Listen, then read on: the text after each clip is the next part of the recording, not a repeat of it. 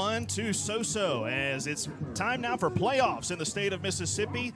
6A edition. West Jones getting a home playoff game here in 2025, and they are hosting the Hancock Hawks here on round number 1. Alongside Brett Bouchelon, Caleb Hamill with you. Happy to be with you atop Mustang Stadium. We are not only on Super Talk Laurel 99.3 tonight, but also on the Mustang Network on YouTube. If you are not able to get out here, which you still have plenty of time to drive out here to the stadium if you are within the reach of this FM signal. But hey, you have no reason to not stay in tune to tonight's action. And Brett, this should be a pretty good matchup. One of 4 different Jones County schools involved in playoffs. You have West here tonight, Laurel, South, and Northeast all making the playoffs. And hey, it's the first time since 2004 and just the second time all time that all 4 teams have been in the playoffs in the same year. It's crazy. It's a really exciting Friday night in Jones County. As like you said, all 3, the 5A schools, Laurel, South Jones, Northeast Jones, at their respective playoff games tonight, and also West Jones trying to make a run here deep into the 6A playoffs again. Yeah, and this West Jones team, one of 2 that are getting to host a playoff game. Both West and Laurel got 2 seeds in their respective regions. Meanwhile, South Jones and Northeast Jones traveling tonight. South over at Wayne County and Northeast over at Old Brookhaven High School hosting them in a 1 versus 4 matchup. But Brett, the matchup tonight that we get to cover firsthand is West Jones and Hancock. And we know West Jones. We know what they're able to do. We know the offense and you know, historically the defense that has since had some injuries and been maybe not to their fullest strength this season. But Hancock is a different animal when it comes to this season because they have played in some really interesting ball games this season, and they've either shown up or they haven't shown up at all. Well, they started out the season 0-4 in non-district, non-region play, and they've had some. Then one of those they played Poplarville, a very high-scoring game. They ended up losing that one 60-54. So if you had the over and under at 100 for that game. Wow. Yeah, that was an 8-touchdown performance night for Ty Keys of Poplarville, able to get that game-winning score. That was a crazy ball game. I remember that back in week 3. It was insane. And then when they jumped into district and region play, they were in some very high-scoring games. You know, they lost to Picayune, gave up 59 there, lost to Pascagoula, gave up 35. And in their wins, you know, they have defeated Pearl River Central 41-21, a very tight one at Gaucher, won 28-27, and then last week at Long Beach defeated Long Beach 41-13. Yeah, and you know, I think the one that impresses me the most out of all those region games has to be their win over Pearl River Central, a team that gets into the playoffs and gets rewarded with having to play Hattiesburg first round, but got an upset win over Picayune last week, a team that they're probably glad they caught early before they started heating up and figuring things out, because that's a team that if I'm Hattiesburg, I'm having to keep my eye on and play discipline tonight over there at D.I. Patrick Stadium. But that impressive win aside, it has been a lot of games in which they have given up a ton of points. They've had a couple running clock games, Pascagoula and St. Martin, both 35-0 defeats. But like you said, they've had a couple wins of their own, Bay High, as well as Long Beach's most recent win. So this team is able to put points on the board. Just a matter of how the defense is going to look. What kind of game will you have tonight? Will it be one of those showdowns where it's just a race to see who could score the final drive? Or is it going to be one of those gutted-out defensive efforts like in which they had against Gaucher, a 28-27 victory? Time will tell, but one thing is for certain. This is going to be a battle of 2 very talented quarterbacks that are both susceptible to breaking out big runs. Yeah, very mobile quarterback at Hancock. He's accounted for a large portion of their offense over the course of the season. Offensively, they've been able to move the ball, passing and running the ball, especially with the quarterback. And I'll go ahead and name him because the pronunciation does not match the look of it. Kyson Kanan. That's number 3. Kyson okay, so Kanan. I was avoiding that one on purpose. I felt the mood in the room shift a little bit there. Yeah, Kanan. So, Kanan, dual threat QB. He's been able to move the ball with his legs and through the air. Yeah, in that matchup with Poplarville, though Ty Keys had 8 touchdowns, I want to say that he accounted for 7 in that game. So just a battle of heavyweights and individual efforts in that one. So, like we said, he can get his yards. He averages about 125 rushing per game, not to mention the aerial attack. And he's got a handful of receivers that he'll also link up with. And Bryson Thompson. You also have Aspen Favre, which spelled on the roster not the same as that of Brett Favre, but could be a typo on our end. And then also Sebastian Collier, one of those big targets. One that didn't play a lot last week but has been a target this year is Miles Mack, and he's also listed as a free safety, so may also be focusing him more on the defensive side. But we'll see if number 13 for the red and white tonight shows up. But one thing's for sure, number 3 is one you have to keep your eye on if you're West Jones. Yeah, Conant's definitely a key for the West Jones defense tonight. And they've been able to move the ball relatively pretty well throughout the season, so the West Jones defense really going to have its hands full with Conant tonight. It's defensively where I think Hancock is going to struggle tonight with this West Jones offense. They have not been able to consistently stop teams throughout the season. Right. I got to see some film from their game against Long Beach, but granted, we know what Long Beach does and the type of performances they've had this year. I believe only one win against Bay High. And granted, you take all that history aside, Hancock was able to get after the quarterback in the backfield of Long Beach in that one, and that's something you have to be able to avoid if you're West Jones. Play soundly up front. Don't give up the big sack or the tackle of Caleb Holmes in the backfield, as we saw that happen a couple times at Hattiesburg. If Caleb Holmes and Tootie Lindsay can quickly get downfield in a hurry, then it'll be good night, Charlie. But if Hancock is able to keep containment around the edges and up the middle, it could be a tough night for West Jones. Yeah, the West Jones offense definitely keys on Tootie and Caleb Holmes and what they can do with that read option play. And then they build off of that with passes to Chandler Watson and the other receivers, Braden Powell, and they spread it around. But they've got to be successful with that run game and get it going early for this offense to be successful tonight. Yeah, absolutely. So we'll have a little bit more preview coming up in this one, but we want to remind you our pregame coverage tonight is brought to you by Covington County Hospital, where your health care matters. They offer all types of medical services, from emergency services to mental health care. They're here to serve you. Covington County Hospital, where your health care matters. Coming up on the pregame show, a conversation with Coach Cory Reynolds. That more coming up as you listen to the Jones County Game of the Week on Super Talk Laurel 99. And here we are, the stadium. Well, this is pretty cool. Whoa, look, Sanderson Farms, the official chicken of the SEC. What's that stand for? Sports Fans Eat Chicken? Great question. No, it stands for Southeastern Conference. Are you sure? Pretty sure. Yeah, well, you're the tour guide. Yep. I guess that makes you the expert. Took a 4-hour seminar. Bless your heart. And we're walking. We're walking. Sanderson Farms, official chicken of the SEC. At West Jones High School, we don't just prepare students for the future, we help them build it.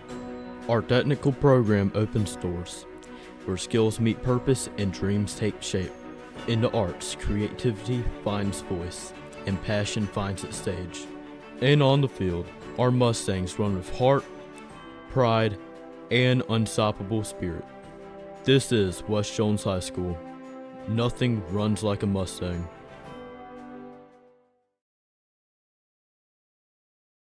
Looking for the perfect ring or a trusted jeweler? Hill's In-House Jewelers has you covered. Owned by Laurel natives Jeff and Courtney Hill, they've been serving the community since 2010. From engagement rings to fine jewelry, custom designs to expert repairs, every piece is crafted and cared for on-site, never mailed out.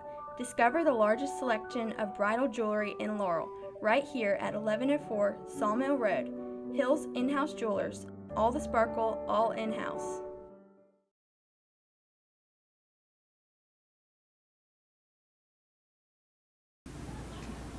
Mustang Network tryouts were tough, mostly on the equipment. Staying on. How's the school year going? Officer Gilson, I need you right now. This student has just hit me. I'm Van Albert, and I'm live from the new Hello, West Jones, and I'm... Wait, we need an interview. What's your name? Being a part of the Mustang Off your mouth. Being a part of the Mustang Network is so much fun. Today I'm here with Dr. Rogers. How are you today? Dr. Rod, that's not my name. Hi, and welcome to the Mustang Network.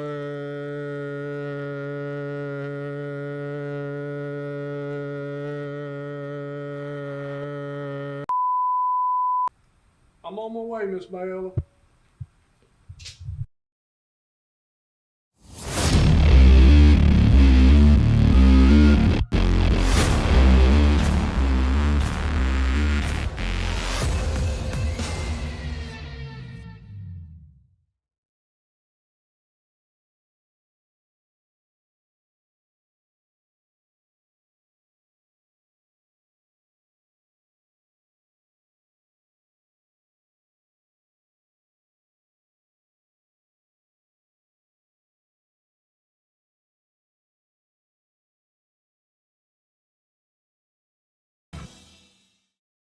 Continuing on in our Covington County Hospital pregame show, as we have Coach Cory Reynolds with us from West Jones.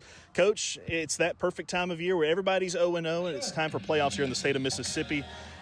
Everybody is trying to do the same thing, and that's win the game that's next on the schedule. And for you and your bunch, it's the Hancock Hawks. First of all, Coach, just kind of coming out of the regular season, how do you feel about this program that you've got coming into the playoffs as far as health and just outlook going forward? With this time of year, everybody's a little beaten, banged up, and that's how it's supposed to be. But health-wise, we're pretty good. We've lost some guys throughout the season, but I feel like we're playing good ball right now. We had a good week of practice. Cooler weather's kind of helped, so it feels like fall playoff weather. Hancock's a really good team. Coach King's done a good job in his first year there with them.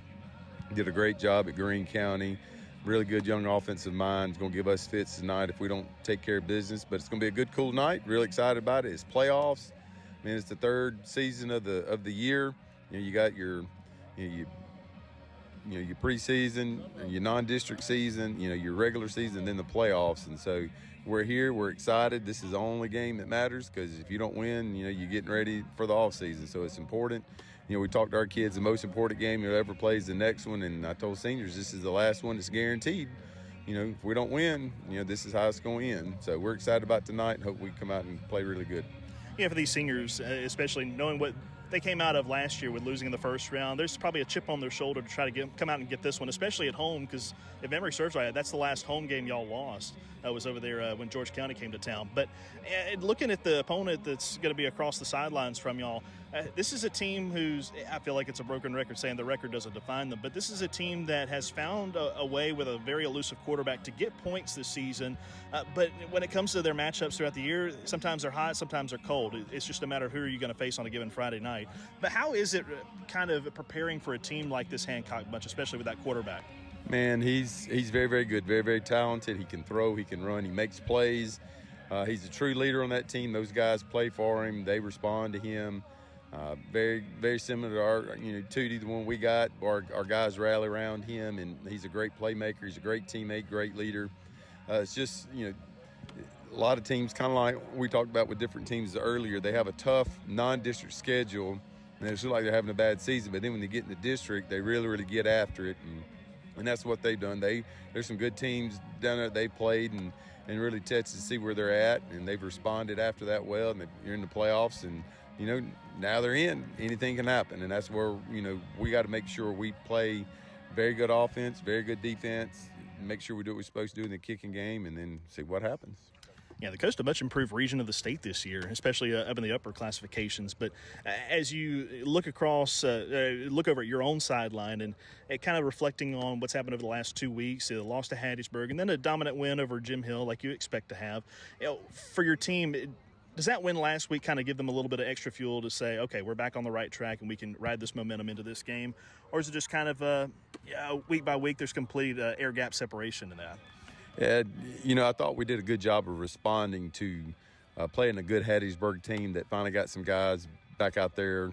They've had some offensive line issues. The receiver, the number one receiver in the country, he'd had some hamstring issues, and they got everybody back together. It's almost kind of like a couple weeks early against Petal. They got their act together against us, and then they got their act together against us when we played Hattiesburg. And so I think our kids responded with a good week of practice against Jim Hill. Just went back to work. These kids here knew we caused that game to get out of kind of whack on that. We just didn't play good West Jones offense, defense, and kicking game. And, we responded that week, and I thought we've had a good week of practice this week. Very excited about, kind of where we're at. I like the look in their eye this week, how they carried themselves, how they carried themselves at school and stuff. So good night tonight. I hope we all put it together. Very excited for this bunch. And, playing against a good team in the playoffs, everybody's good from here on out, so we're going to get everybody's best shot. Just in case people haven't heard it in a long time, I don't think I've asked this on Mike in a while. What are the keys to victory tonight? Well, there's 6 of them. 6 very, very important. We got to block and tackle. We got to throw and catch. We got to kick and cover. We got to do it for great effort with 6 to 8 seconds, and we get up and do it again. We do that, we're going to have a very good chance of winning. Thanks so much, Coach. Thank you. That is Coach Cory Reynolds joining us on the Covington County Hospital pregame show. When we come back, Brett and I will continue to break down this matchup. Right now, we'll take the time out. This is the Jones County Game of the Week on Super Talk Laurel 99.3. The creation of our new esports team has really caused a stir on campus. some of our students and staff have been, well, a little too inspired. So I'm just going to tape these together like this, and I think you'll be good to go for your Rocket League match tonight. How's that feel? West Jones Middle School, can you hold, please?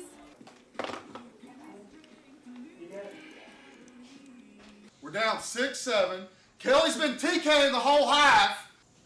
We gotta lock in and finish them. Please get started on your lap.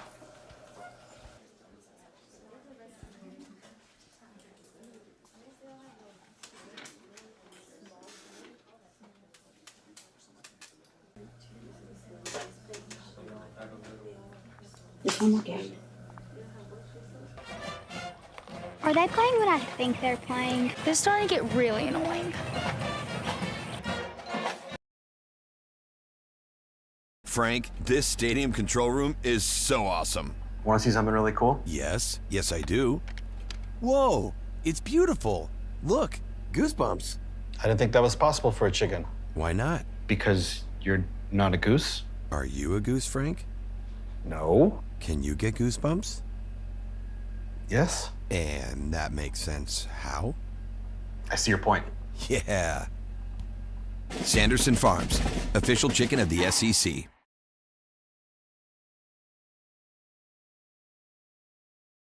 Looking for the perfect ring or a trusted jeweler? Hill's In-House Jewelers has you covered. Owned by Laurel natives Jeff and Courtney Hill, they've been serving the community since 2010. From engagement rings to fine jewelry, custom designs to expert repairs, every piece is crafted and cared for on-site, never mailed out. Discover the largest selection of bridal jewelry in Laurel, right here at 1104 Sawmill Road. Hill's In-House Jewelers, all the sparkle, all in-house.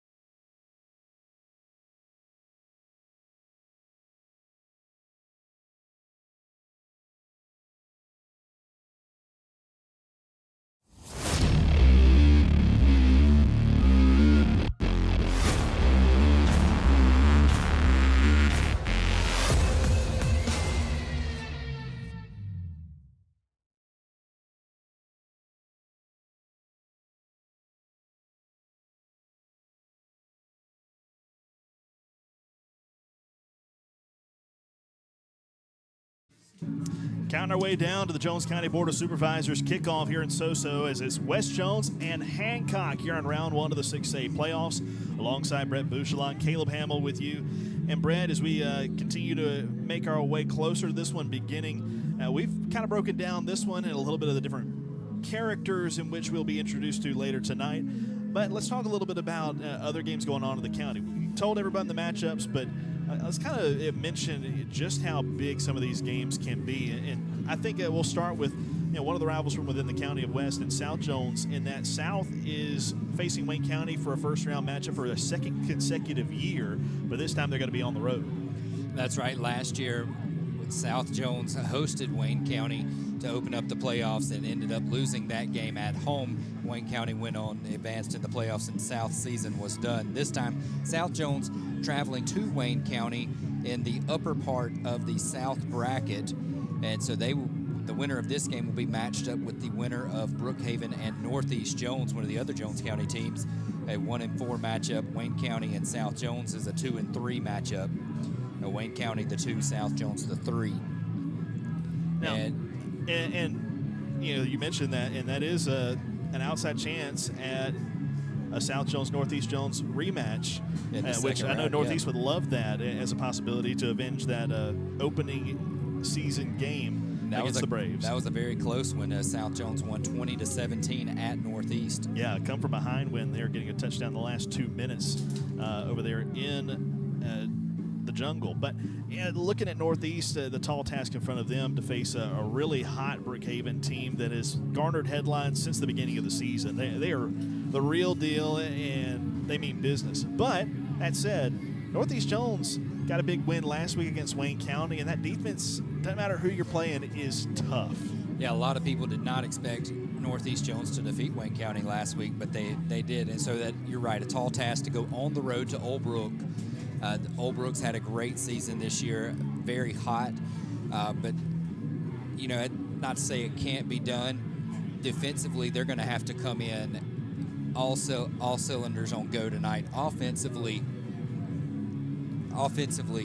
they're going to have to move the ball. They're not going to be able to, with that wing T offense, get behind the sticks. That's kind of been their kryptonite all season long. When in that wing T, that third and long plays really hurt them. Yeah, it has been hard to overcome, especially with the type of offense they run. It doesn't really lend itself to a lot of long passing situations, but it does occasionally have a good matchup against opponents because a wing T is not one that you face week in and week out, as many teams run spread offenses these days. Yeah, however, if they can go out there with their offense, get a few scores defensively, slow Brookhaven down, you could very well be looking at a very tight ball game in the fourth quarter. It very much could. And other one that will happen this evening is Laurel hosting Purvis, as it'll be the 2-seed Golden Tornadoes versus the number 3-seeded Purvis Tornadoes. So you can't go wrong if you pick Tornadoes in that one, but Laurel a decent favorite in that one. But Purvis, we've seen earlier this year, able to get some points with a couple big plays down the stretch and battle their way into a 3-seed from their region, which was a pretty difficult one, figuring out who was going to take those last few spots for a while. Yeah, we saw Purvis earlier this season able to move the ball. A lot of the running game, direct snap to the quarterback, sweeps out to the right and the left.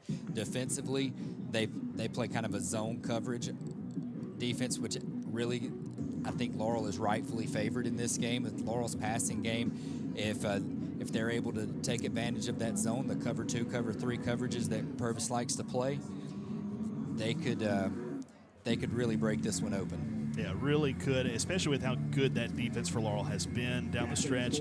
Again, max amount of points they've given up since region play began was 14. That was against Brookhaven in that first region matchup of the season. So ever since then, they have held opponents to either no touchdowns or very few after they got a win last week against South Jones 7-3, looking to have an equally impressive defensive showing here tonight against Purvis. But meanwhile, our game to cover tonight is West Jones taking on Hancock here from Mustang Stadium, and we will be trying to give you some score updates throughout the evening, and we'll try to keep abreast of all of those and report them as quickly as we can. And all night long, those score updates are brought to you by Regions Bank of Laurel. They have all the services of a large bank, but with that hometown touch that makes your banking experience personal. That's right. For all your banking needs, call Regions Bank of Laurel. Time to introduce to you now our refs of the game, brought to you by First State Bank. If you're looking for a new home, start with a mortgage lender who knows the community. At First State Bank, they offer great rates, local service that you can trust as well. Call or visit your nearest First State Bank branch today. Our head referee is Matt Calvert, assisted by umpire Myron Means. Head linesman is Kevin Fowler. Side judge Kenneth Bracey. Line judge is Harry Hall. Field judge Anthony Johnson. And the back judge is Zach Schemmel. Our 2 clock operators tonight, David Davis on the game clock, and then our play clock will be manned by Clarence Hasbury. Team captains meeting at midfield right now for both Hancock and West Jones. 2D Lindsay, Caleb Holmes, Harrison Pierce, and Bryson Cooley in the gold-clad uniforms for West Jones. Then on the opposite side for Hancock, it's the running back Colton Hopgood, quarterback Kyson Canan, and also Jackson Knight and Camden Noller. West Jones wins the toss, and they elect to defer until the second half, and will kick right to left to Hancock as the Hawks will receive the opening kick here in the ball game. Just about 3 minutes left before we get this one kicked away. And Brett, our final thoughts here is we get ready for football action here in the playoffs. All right, just a few things before we get started. 62 degrees down on the field tonight. We'll be dropping into the upper 50s. No wind, no rain. Field is dry, looks really good. So field conditions will not be an issue tonight. On the other side of my notes page, West Jones and Hancock have only played one time in history. So, looking back, under the current playoff model for West Jones, which was instituted back in 1981, West Jones is 9-0 when a first-round playoff game is played at home and they score over 23 points. That's the key. That's Score the key, 23 23 and above. West Jones offense has been averaging over 33 for the season, and Hancock's defense has been allowing over 26. So all signs point in favor for West Jones on that one. Well, the lights are dimmed and in full strobe effect here at Mustang Stadium. The green smoke rises in the corner of the end zone across from the Mustangs locker room. The banner rises with the West Jones Mustangs logo, and they're about to bust through here to the playing surface and begin playoff time in 2025. It is great to be with you as the Mustangs take the field. Uniform report tonight. Mustangs, gold tops, green bottoms, green numbers trimmed in white with that classic green Mustang helmet with gold Mustang emblem on either side of the hats. And across the way, Hancock in kind of that Ole Miss road uniform type of look with the white jerseys with red numbers, 2 red stripes on the shoulder pads with red pants with white piping up the sides. Navy helmet with a Hawk logo donning either side of the lids. Little Christmas look. Got green, red, gold, and white donning. 'Tis the season. Michael Bublé and Mariah Carey have defrosted. Wonder if we'll get some of that on the PA tonight. Nobody knows. But we do know that West Jones again won the toss, elected to defer into the second half. And so Hancock will receive the opening kickoff and operate from left to right.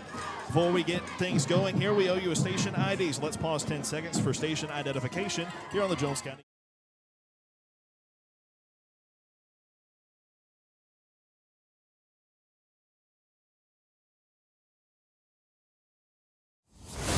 Alongside Brett Bouchelon, I'm Caleb Hamill. Happy to be with you as that concludes our Company County Hospital pregame show. Thank you to them all season long for sponsoring that segment for us here on our Jones County Game of the Week. It's time now for the Jones County Board of Supervisors kickoff. Excited for playoffs here in 2025. And we're hoping this is the first of many games we get to cover. I like the chances having all 4 teams in the brackets this year to at least keep 1 or 2 of them to where it's a hard decision for us week to week. You've legitimately got a chance for 3, possibly 4 of the Jones County teams to advance. I think the toughest game on the schedule tonight for a Jones County team is Northeast having to travel to Brookhaven, but I think everybody's got a legitimate chance.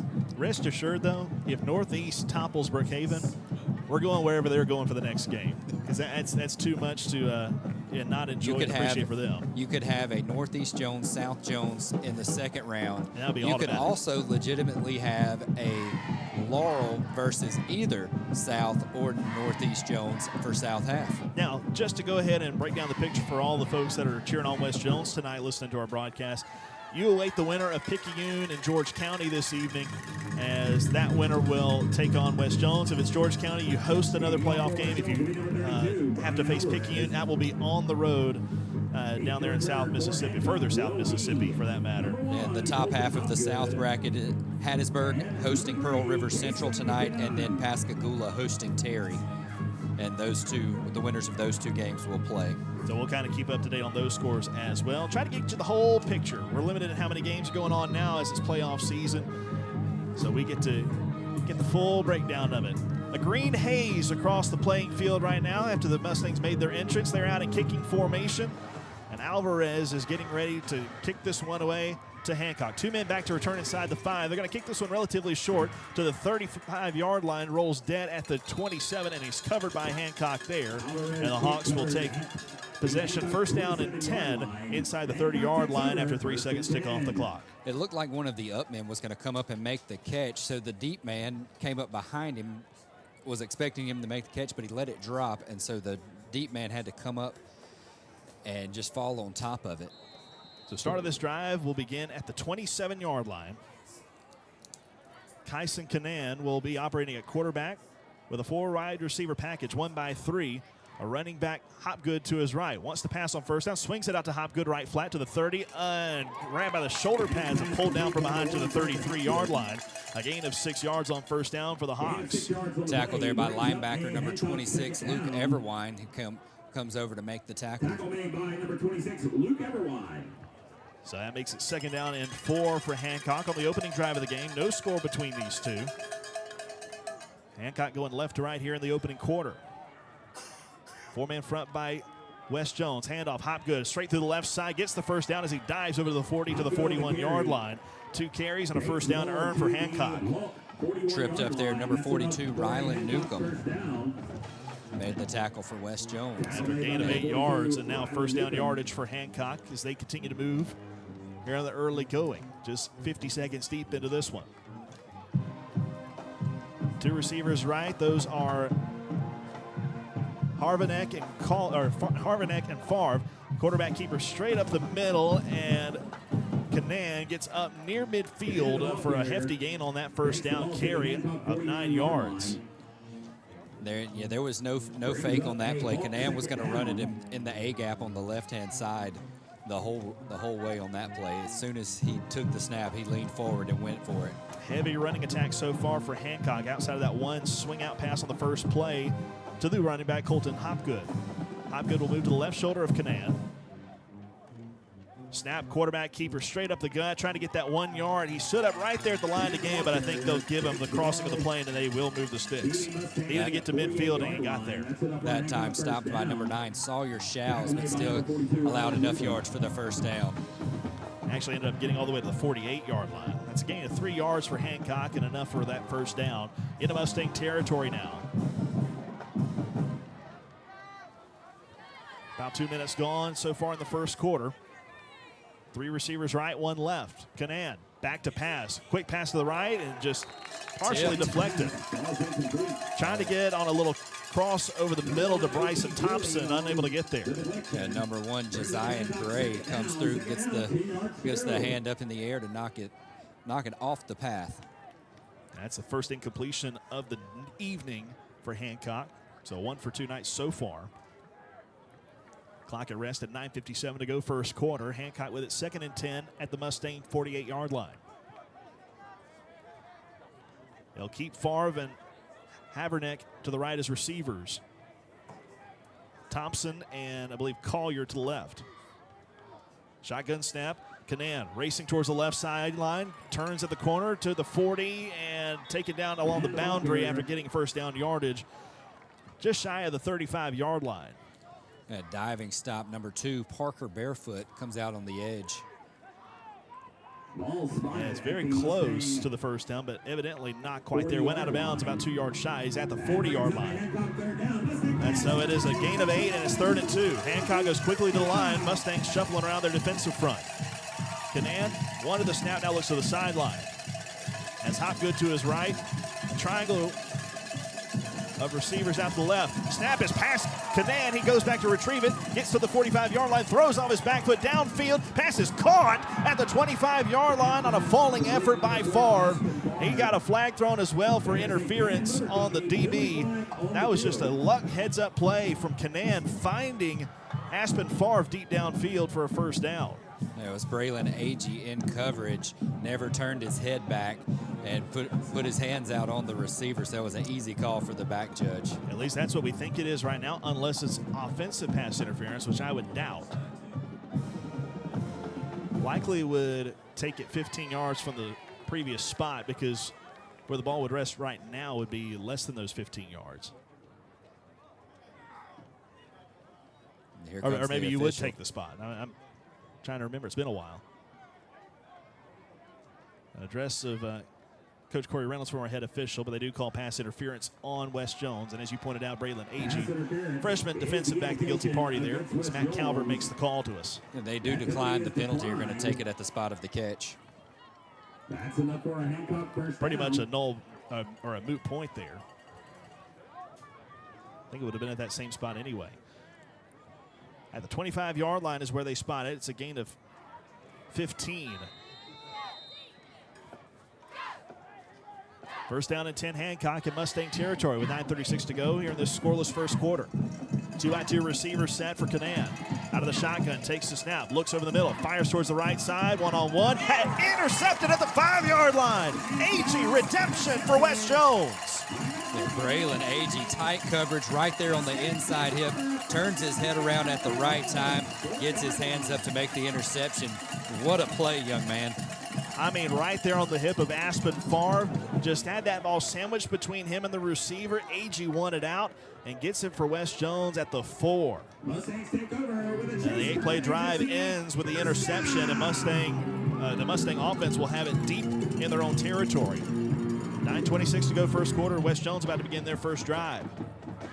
Tootie Lindsay with a hard count and immediately gets a jump from the Hancock defensive front as Caden Dito jumps into the neutral zone off that right side. Well, that definitely helps get you out of the shadow of your own end zone. That's exactly what you want right there if you're West. Completely by design, but if Hancock has looked at film, they would see that Wes Jones does this often and asking for a snap and then looking to the sideline. They did it all game long against Hattiesburg 2 weeks ago. 1x3 receiver set. Lindsay, option play to the right or left side. Tried to shake a man, but gets stood up right there at the line of scrimmage. Gains about a yard up to the 10-yard line. Linebacker Caden Dito, coming from the defensive end spot, defensive end Caden Dito makes the tackle. Lindsay faked the pitch and then cut back up inside, but Dito was there to make the tackle. So he got a little redemption there. And 1-yard gain for Lindsay. 2nd and 4 now. Another hard count. Now Hancock has figured out what West is doing. And they stayed disciplined. Lindsay calls the play. Same receiver set as he takes a shotgun snap. Quick pass, left flat, complete to Watson for a first down as he turns downhill to the 20 and is ridden down along the near sideline of the 25-yard line. Catch made by Watson, and he's taken down by Brody Peterson of Hancock, but not before picking up first down yardage. Really good pitch and catch from Lindsay to Watson. Watson makes the catch around the 20-yard line, dips back inside to make 2 or 3 tacklers, would-be tacklers, miss. Gain of 15 yards for Watson on that catch. Good quick little hitch pattern. Shotgun snap to Lindsay, quick pass right side, caught by Ethan Jones upfield to the 30 and ridden down there. Spun around right there and make that actually Josiah Gray, 0, not 10 for Wes Jones, but he gets positive yardage on that down, picking up 4. Gray, the inside receiver on that play, just quickly steps back, grabs the ball, and gets what yardage he can. Does a really good job making the first man miss. Back-to-back pass receptions now for Wes Jones and completions for Tootie Lindsay, the quarterback. Watson and Gray will be the left side receivers, joined by Parker Barefoot in the slot that side. One receiver out to the right is Braden Powell. Back to pass Lindsay. Swings it out. Caleb Holmes makes the catch in the backfield. Turns at the numbers 30, 35, 40. He gets into the secondary and he is gone. Off to the races. Holmes to the 30, 20, 10, and touchdown. How about that? 71 yards for Wes Jones. My goodness, what a run.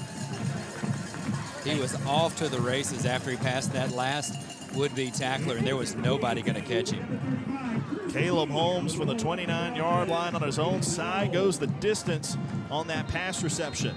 Just a little swing out of the backfield on the wheel route, and he got into open space. Here comes the extra point for Wes Jones. Cruz McKee will attempt out of the hold of Braden Powell. Waiting for that pass back. It's good, put down. McKee has his kick. It's got plenty of leg, and this one is good.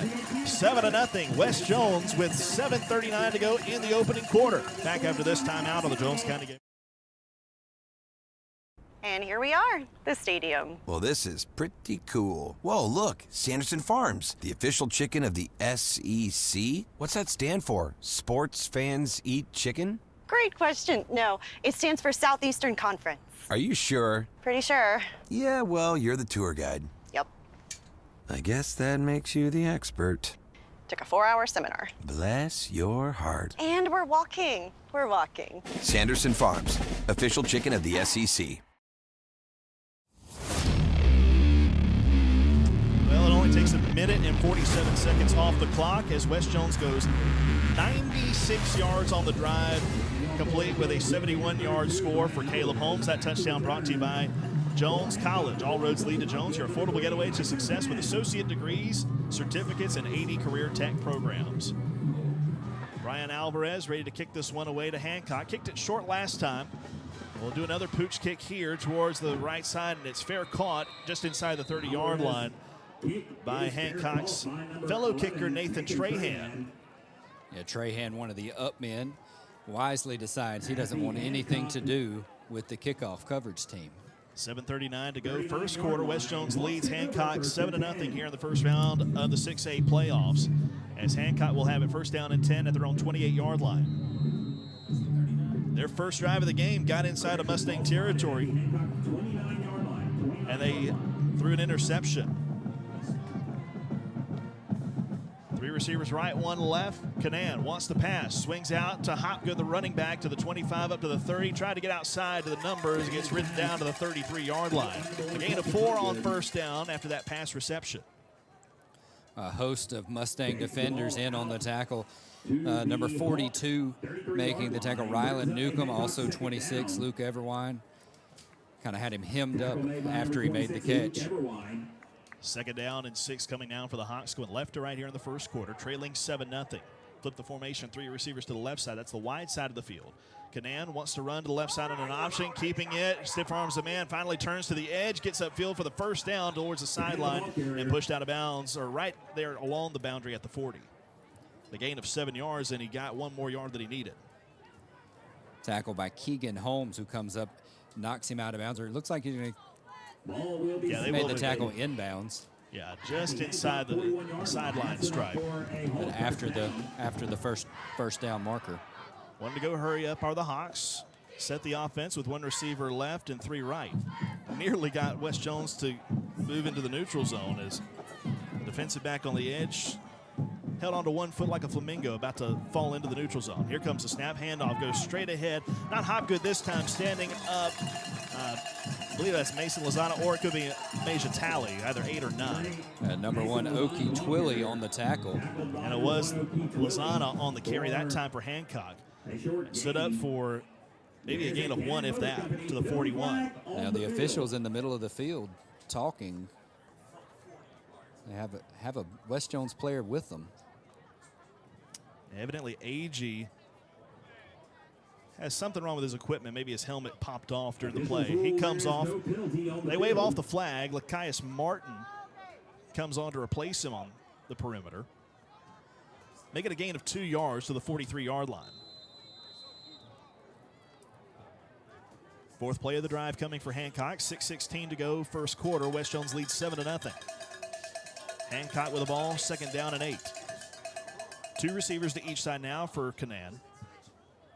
Takes a shotgun snap, looks left to pass, fires that direction. Ball patted up in the air, and it falls to the grass incomplete. Oki Twilly again gets the big bear paw up there, knocks it down. And it brings up 3rd down and 8 for Hancock with an even 6 minutes to go in the quarter. A really big 3rd down for the Hancock Hawks here, as they're in the middle of the field, and this West Jones defense, they can taste it. Last drive, Hancock threw an interception. This is their first 3rd down of the evening since getting that one by way of the pass reception / penalty. 2 plays later is when they threw the pick. 5 on the play clock. Here comes the snap. Canaan looking left to pass as all day. Now steps up. He's going to run out to the left. Now wants to float it downfield. Pass caught for a first down. Racing down the sideline and falling down about 8 yards past the line to gain. Sebastian Collier, the freshman, makes the grab. Just one of those things where you have to respect the run of Canaan, Brett, and they did, and left Collier open.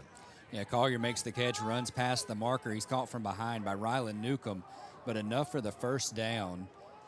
And clock rolling down now inside 5 minutes, 40 seconds. Gain of 14 yards on that play into Mustang territory at the West Jones 43. 2 receivers each way. Canaan wants to keep it himself straight ahead, dives forward, flag down behind him up to the 35-yard line. A couple of yards short of the first down. Somebody left their helmet on the line of scrimmage, and that may be what the flag is on as he continued in the play. Yeah, that's a no-no. We found that out over the past few games. Reese Brown, the lineman who lost his hat for Hancock. Let's see if he continued participating in the play, if that's why they threw the flag. If he puts the hand on the head, let's see. On the shoulders, that's the goal. Yeah, it's illegal participation. Yeah, when the hat comes off, you've got to stop. And he kept on trucking, which I respect it, but it's against the rules. I mean, you like the effort. That is a 15-yard penalty. That's 15 yards, because it is a safety type of protocol. Right, and that's what the rule is for, safety of the young men. But So that marks off 15 yards, so puts the ball back at the 45, back in Hancock territory. Close to 15 yards anyway. Actually marked off just 12. Use motion from left to right. Handoff goes to Hopgood. Races out to the left side. Turns to the numbers downhill to the 50 and pulled down along those numbers at the 48-yard line of Wes Jones as he picks up 7 yards. Yeah, several Mustang tacklers in there. Looks like Parker Barefoot, Luke Everwine. Picks up enough to make it 2nd down and 15 now for Hancock. Under 5 minutes to play, first quarter. 7-0 Wes Jones leads. A triangle of receivers to the right, a single man out to the left for Hancock. Canan takes the snap, looks left, fires that direction, pass dropped. Had it in the hands of the 40-yard line, did Bryson Thompson, the lone man, that direction. Just went right through his hands, off his numbers, into the ground. There was a lot of zip on that pass, but a little too much for the receiver to handle. And it brings up 3rd down yet again for Hancock. 3rd down, 15 to go. From the Mustang 48-yard line. Could be 4-down territory depending on what you get here. Again, Hancock trailing 7-0 here in the early going. Cowbells along the near side come to life. Wes Jones defense trying to match the effort. Got 2 receivers to each side of the pattern. Canan takes the snap, fakes the handoff, pumps once, now throws to the right, pass short hops, incomplete. Trying to find Collier just off the right side of his offensive line. Did not have it, and with that, it brings up 4th down. He had Dante Sands right in his face, and not a lot he was going to do there. He had to get rid of it quick. Offense still currently out there, and they're going to march back to the football on this 4th down and 15. So no punt coming now. Shotgun backfield, same formation of receivers. Asking for a hard count. It would take 3 of those to get a 1st down here. Clock stopped with 4:38 to go in the first quarter. A look at the sideline. Now the snap comes, and now it's a pooch punt by the quarterback Canan as it'll roll inside the 15 and die at the 10-yard line. The old Matt Wyatt play comes into fruition, and Canan is able to punt that one back to the 10-yard line for a punt of 38 yards. They have Wes Jones offense pinned back on their own 10-yard line. 4 minutes, 29 seconds to go in the first quarter.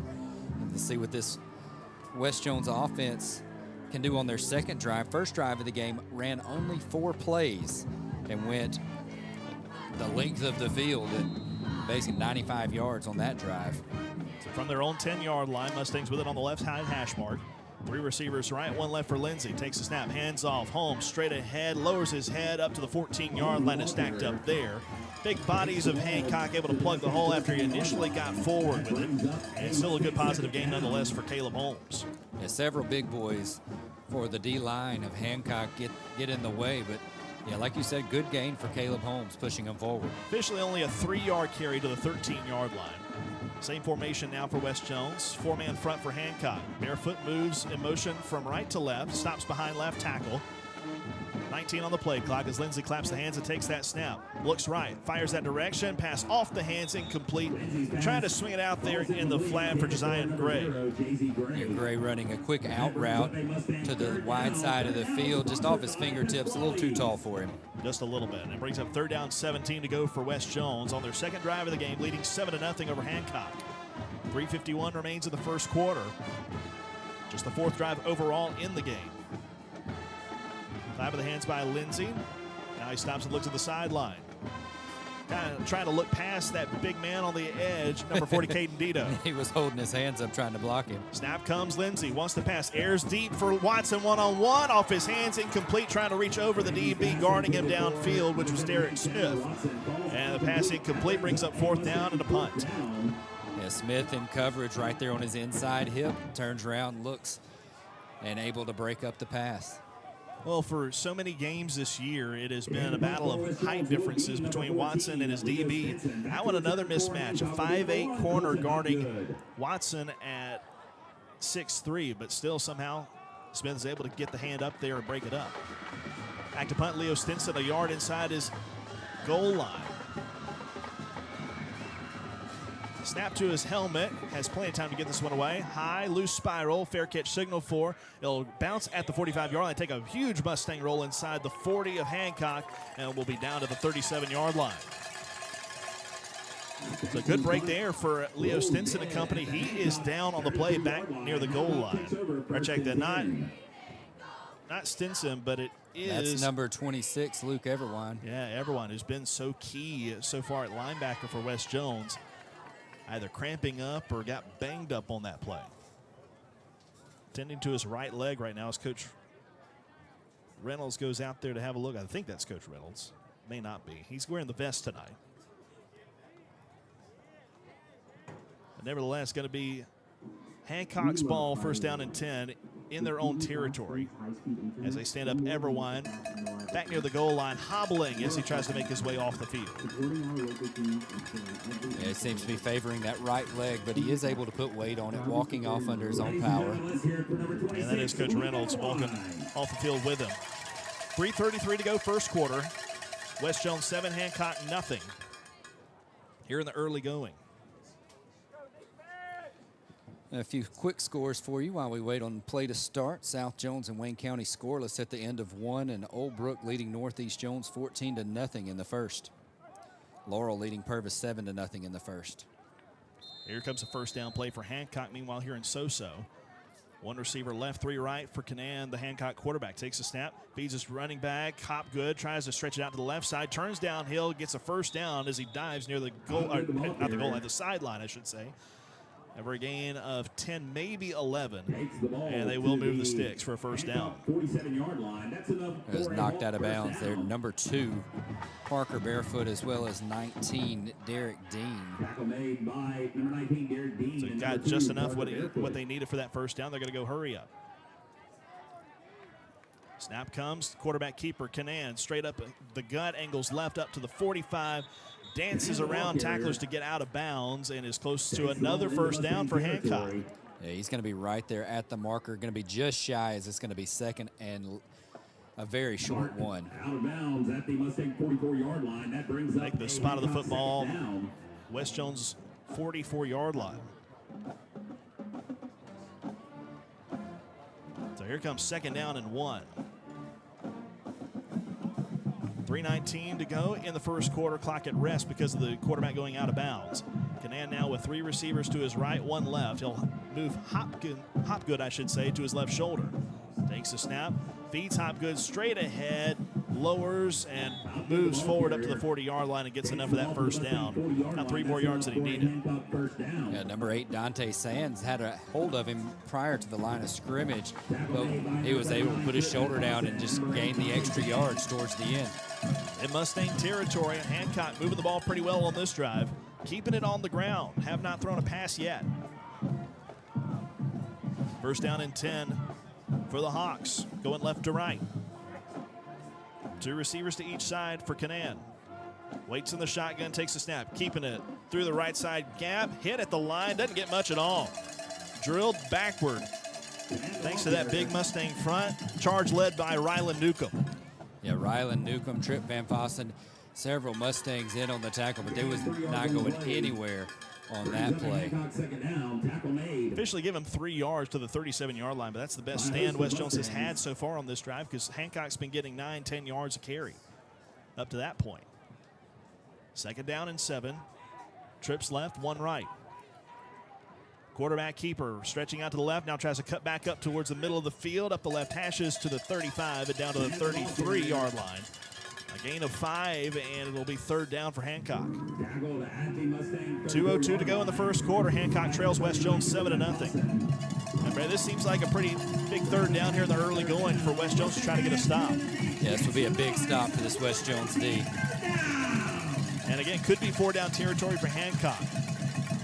Had a pooch punt from their quarterback Canaan last time on 4th down and long. Even if they get no gain here on 3rd down, likely a play in which they would try to go for it. 3rd down and 4 for Hancock, trying to get it inside the 30-yard line.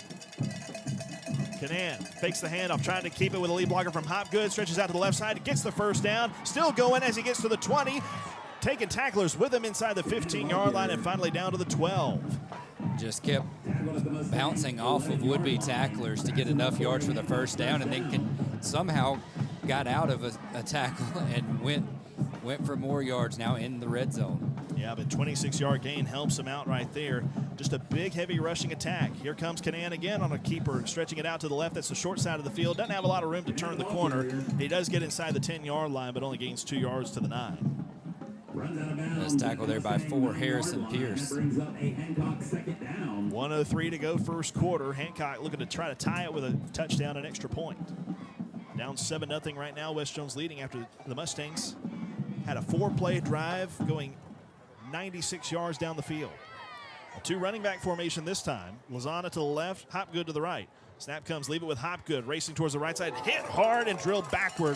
Harrison Pierce lowered his head, tackled him right there on the spot of contact. Yeah, Harrison Pierce got his shoulder down, made the tackle, and just drove him backwards. Also, Caleb Holmeson's on the play. Only a gain of 1 to the 8-yard line. It is 3rd down and 7 to go. Can get the first down at the 1-yard line with 39 seconds and rolling here in the first quarter. Going to trade out Lozana and bring back in one of those receivers. They check back in Sebastian Collier. He'll be one of 2 receivers to the left side, 2 to the right as well. Canan on 3rd and 7 uses motion with Collier. Handoff goes to Hopkins. Actually, no, Canan keeps it racing left. He's up to the 5-yard line, stood up backward from there, and it will be 4th down.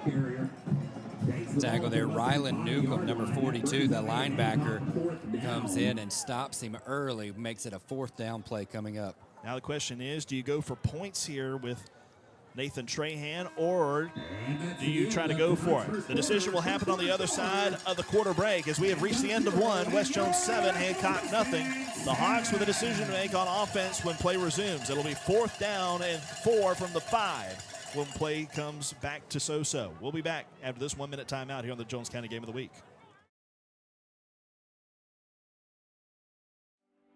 At West Jones High School, we don't just prepare students for the future, we help them build it. Our technical program opens doors, where skills meet purpose and dreams take shape.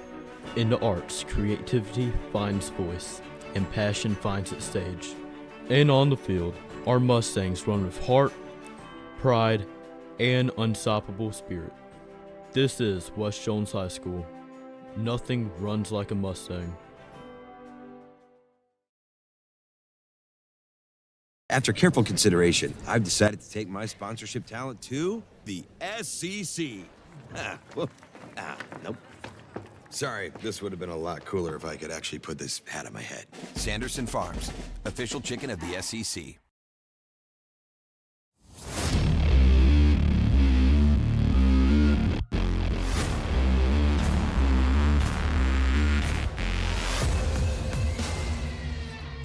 Back here in So-So Mustang Stadium where West Jones leads Hancock 7-0. A tall defensive task ahead now as Hancock will have it 4th down and 4 to go from the Mustang 5. A choice to make. Do they want to go for it on 4th down or kick the field goal and try for sure points? It is not an easy field goal from an angles perspective. Have to hook that one in or push it if you're a right-footed kicker because the ball's on the extreme left side hash mark. And they're going to bring the offense back out there. Canan and Hopgood will be in the backfield. Canan, the quarterback. 2 receivers to each side. On 4th down and 4. Canan Tried the hard count. Wouldn't have given them a first down anyway had they taken it. Now the Hancock Hawks will call timeout. Didn't work. Again, from the 4, half the distance would have been the 2. Would have been a much closer 4th down. Probably would have been 4th and 1. Or 4th and about 1.5. And so with that, they take the timeout and will reassess. May still bring out the offense with a different play call. Some more Regions Bank of Laurel score updates. Brookhaven now leads Northeast Jones 21-0, still in the first quarter there. No score right now between South Jones and Wayne County at the beginning of the second quarter. Oak Grove leads Biloxi 17-0. I do have where Laurel is now up 13-0. That's good for folks in Jones County. Also in the first quarter, Raleigh leading PCS 7-0. And Gulfport over Northwest Rankin 14-0. Several other games going on across state of Mississippi. Picayune leads George County 14-7 in the first quarter, and Hattiesburg on top of Pearl River Central 7-0. Those are some scores from 6A on this side of the bracket. Our score right now is West Jones 7, Hancock nothing. Offense came out for Hancock after the quarter break, and now they come out yet again, it appears, for a 4th down play. It is 4th down and 4 from the 5 for Hancock in Mustang territory. There'll be a 2 running back set, one on either side of Canan, the quarterback. Takes the snap, fakes it, throws over the middle, pass is dropped by the tight end. Harvanek had it in the end zone right over the middle. He drops it and turns it over on downs. That's a big 4th down stop for West Jones. He was in the end zone, couldn't haul it in. I mean, hit him right there in the hands. He juggled it, but could not complete the catch. And with that, Hancock does turn it over on downs for the first time tonight. They have thrown an interception. They have punted and now turned it over on downs here at the start of the second quarter. On a pass intended, again, for the tight end, number 44, Aiden Harvanek.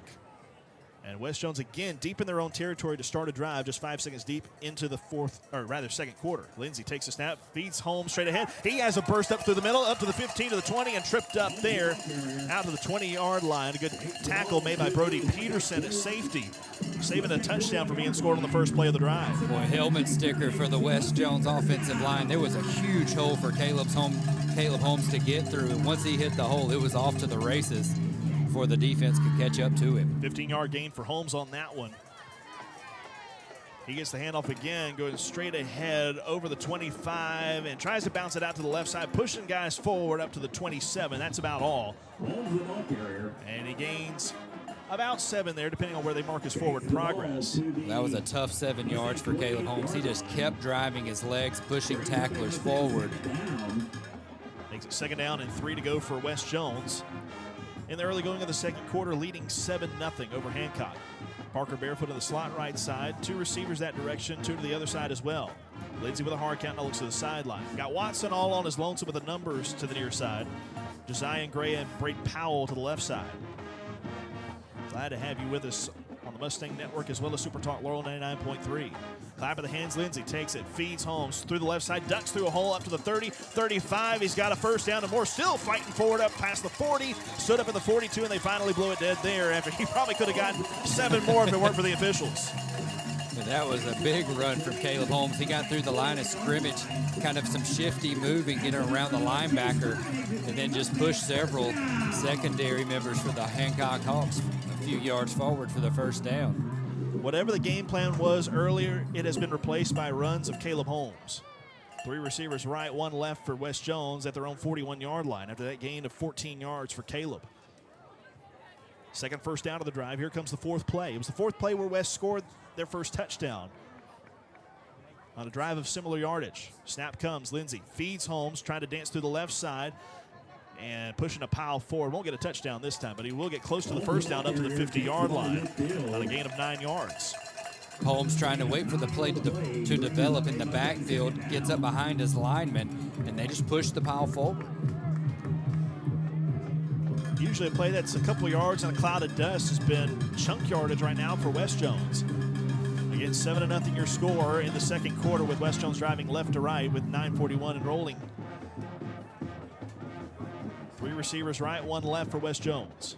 Lindsey takes a snap, feeds Holmes, goes out to the left side, dances over one of his own men, gets out to the edge and gets pulled down after picking up a first down near the 46-yard line.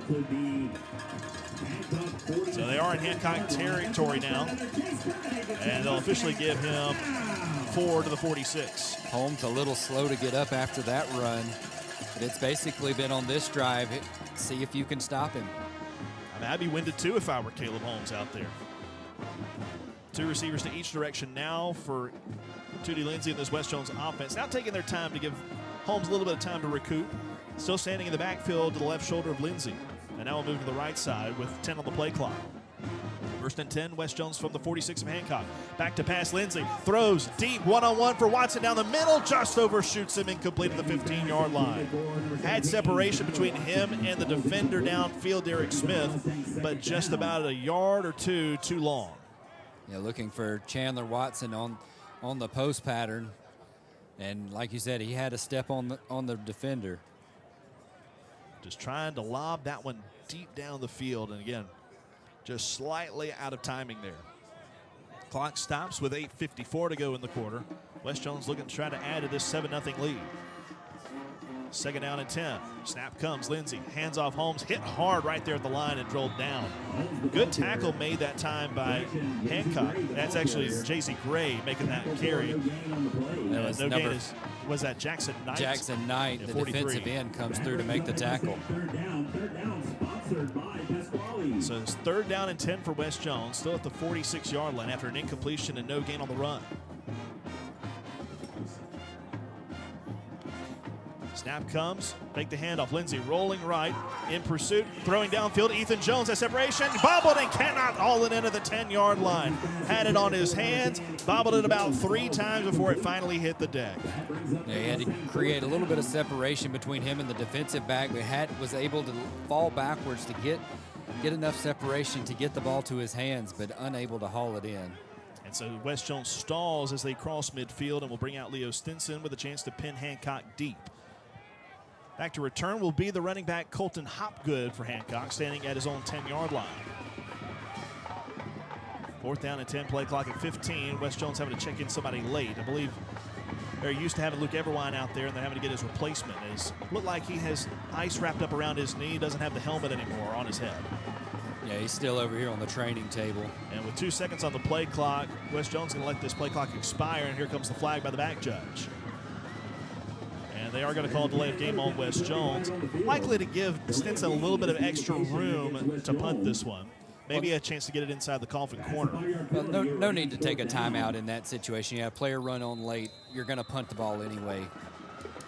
Only one timeout has been used so far between the two teams, and that was Hancock.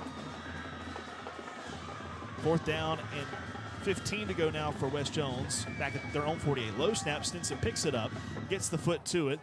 A little forward wobble to the 30 as it rolls to the 20-yard line. Still rolling for West Jones to the 15 and stops at the 13-yard line. That would roll for a good 15 yards or more. Yeah, good Mustang roll. Pins him back on the 14-yard line. 8 minutes, 7 seconds to go to start this drive in the second quarter of play. And so see what Hancock dials up. They're going to have to go pretty much the length of the field. Yeah, making the 14-yard line to start the drive.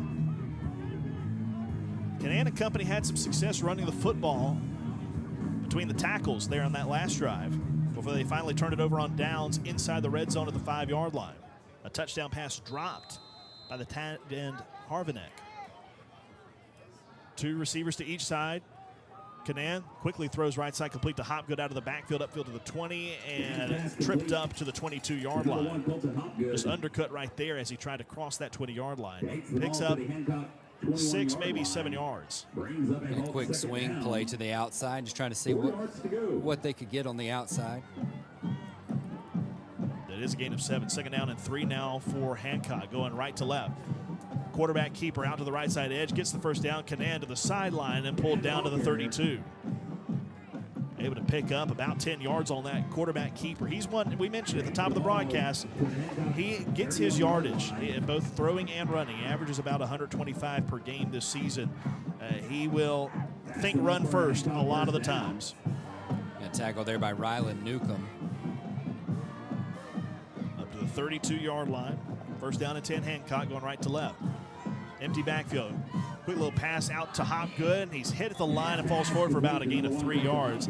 Our motion and Hopgood right there at the snap. And he's able to make that catch and pick up positive yardage. A 4-yard gain officially up to the 35. Derek Dean in coverage there, goes in and kind of makes a diving effort to make the stop. 2nd down and 7 to go. As was actually a gain of 3. Trips left, 1 right. Canan, the quarterback, takes a snap. Wants to pass right. Pass is incomplete right there as it went right down to the ground, intending it for that tight end, Harvinek again. Yeah, really low throw. He had to dive to try to make that effort, but unable to haul it in. Just kind of skipped it to him. It wouldn't have been enough for a 1st down had he made the catch, but would have been closer. 3rd down and 7 to go for Hancock. Trailing 7-0 here in the second quarter, 6:56 to go, clock at rest. Got two receivers to the right and two left as well. Canan looks to pass, fires towards the right side, caught by Hopgood in the backfield, gets out, stretches the ball right there at the line to gain and may have it. It was tackled right there at the line by Harrison Pierce, but I believe that last second effort as he leapt forward with the ball, stretching it out, he got the yardage. I think it's going to be right. He's going to be very close, depending on the spot. Well, it depends on which official spot they're going to use. Yeah, they had two different officials on the sideline, and it is going to be a first down, but and each official, and they were 2 yards away from each other. That's enough for a Hawk first down.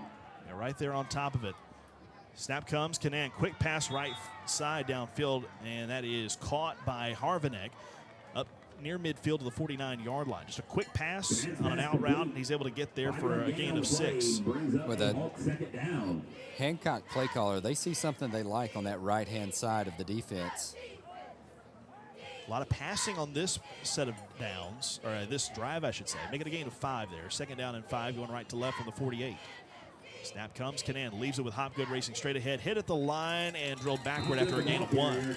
Just all kinds of holes plugged up after they initially looked promising for Hancock. And West Jones able to get there. Dante Sands comes in the backfield, wraps him up, pulls him backwards.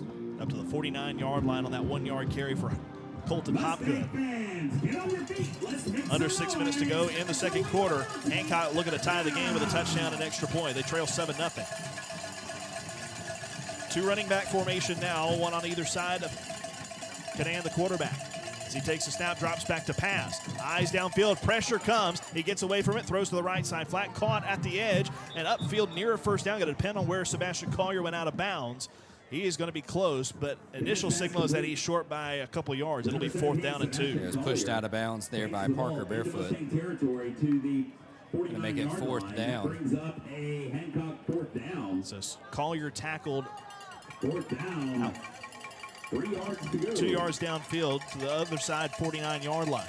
4th and 2. Offense stays out there. Quick snap. Canan rolls off a tackle, still trying to roll forward and gets the first down up to the 45 of West Jones. Needed the 48 and got a little bit more than that. Yeah, it was grabbed by Okie Twilley, and he was able to spin out and lean forward for the first down. So Canan is able to do it with his legs and get that first down. Move the chains to the 45-yard line of West Jones. They'll have the ball centered up between the hashes for this next play.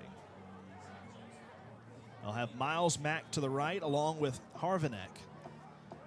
And now add Sebastian Collier. So the lone receiver to the left side now for Hancock will be Bryson Thompson.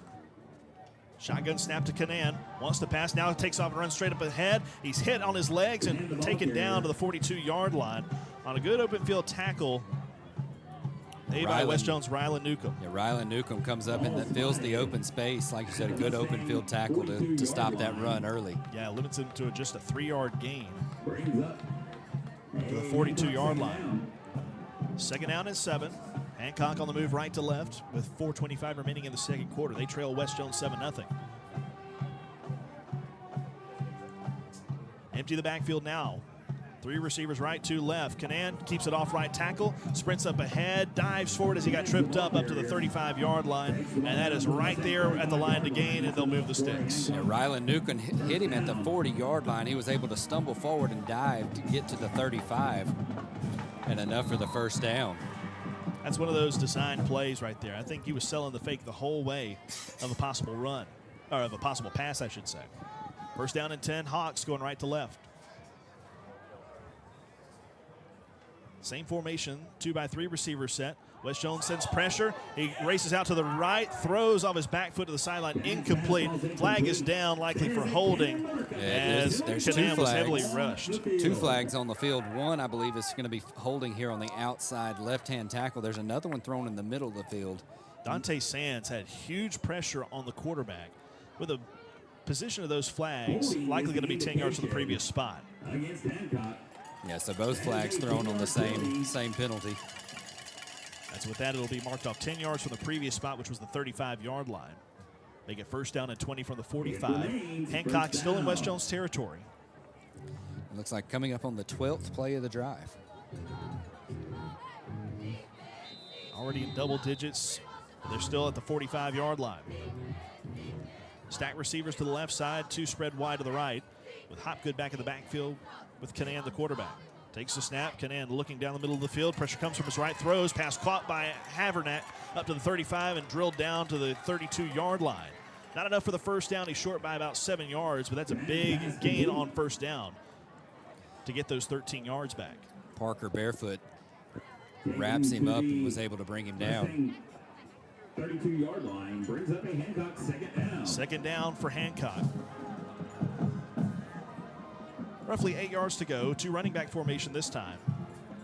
Snap comes. Canan throws one-on-one to the right side. Incomplete. One-on-one coverage intending it for Aspen Farm. But a great coverage job made by Wes Jones and Derek Dean. And Dean in coverage had him right there on his hip, makes the jump trying to get after it, but the pass was too tall for both the receiver and the defensive back.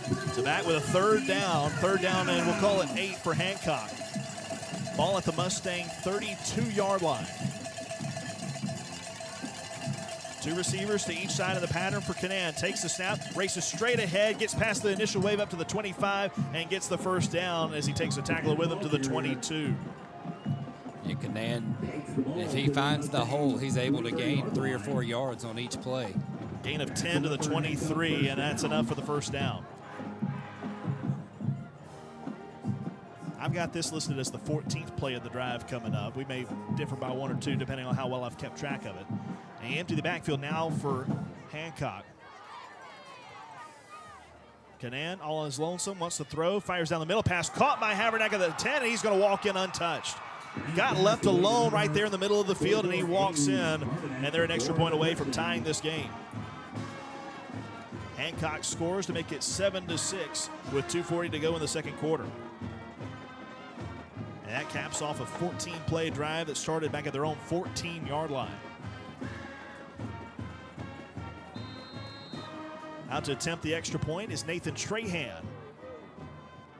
And to attempt the PAT will be number 11, Nathan Trahan. Have it spotted out there in the middle of the 10-yard line out of the hold of Justin Wedgeworth, a backup quarterback. Set down special teams unit. Delay put down at the snap for the hold, but the kick is away and good. And so we are all tied 7 apiece here in the second quarter with 2:40 to go. Back after this timeout of the Jones County Game of the Week.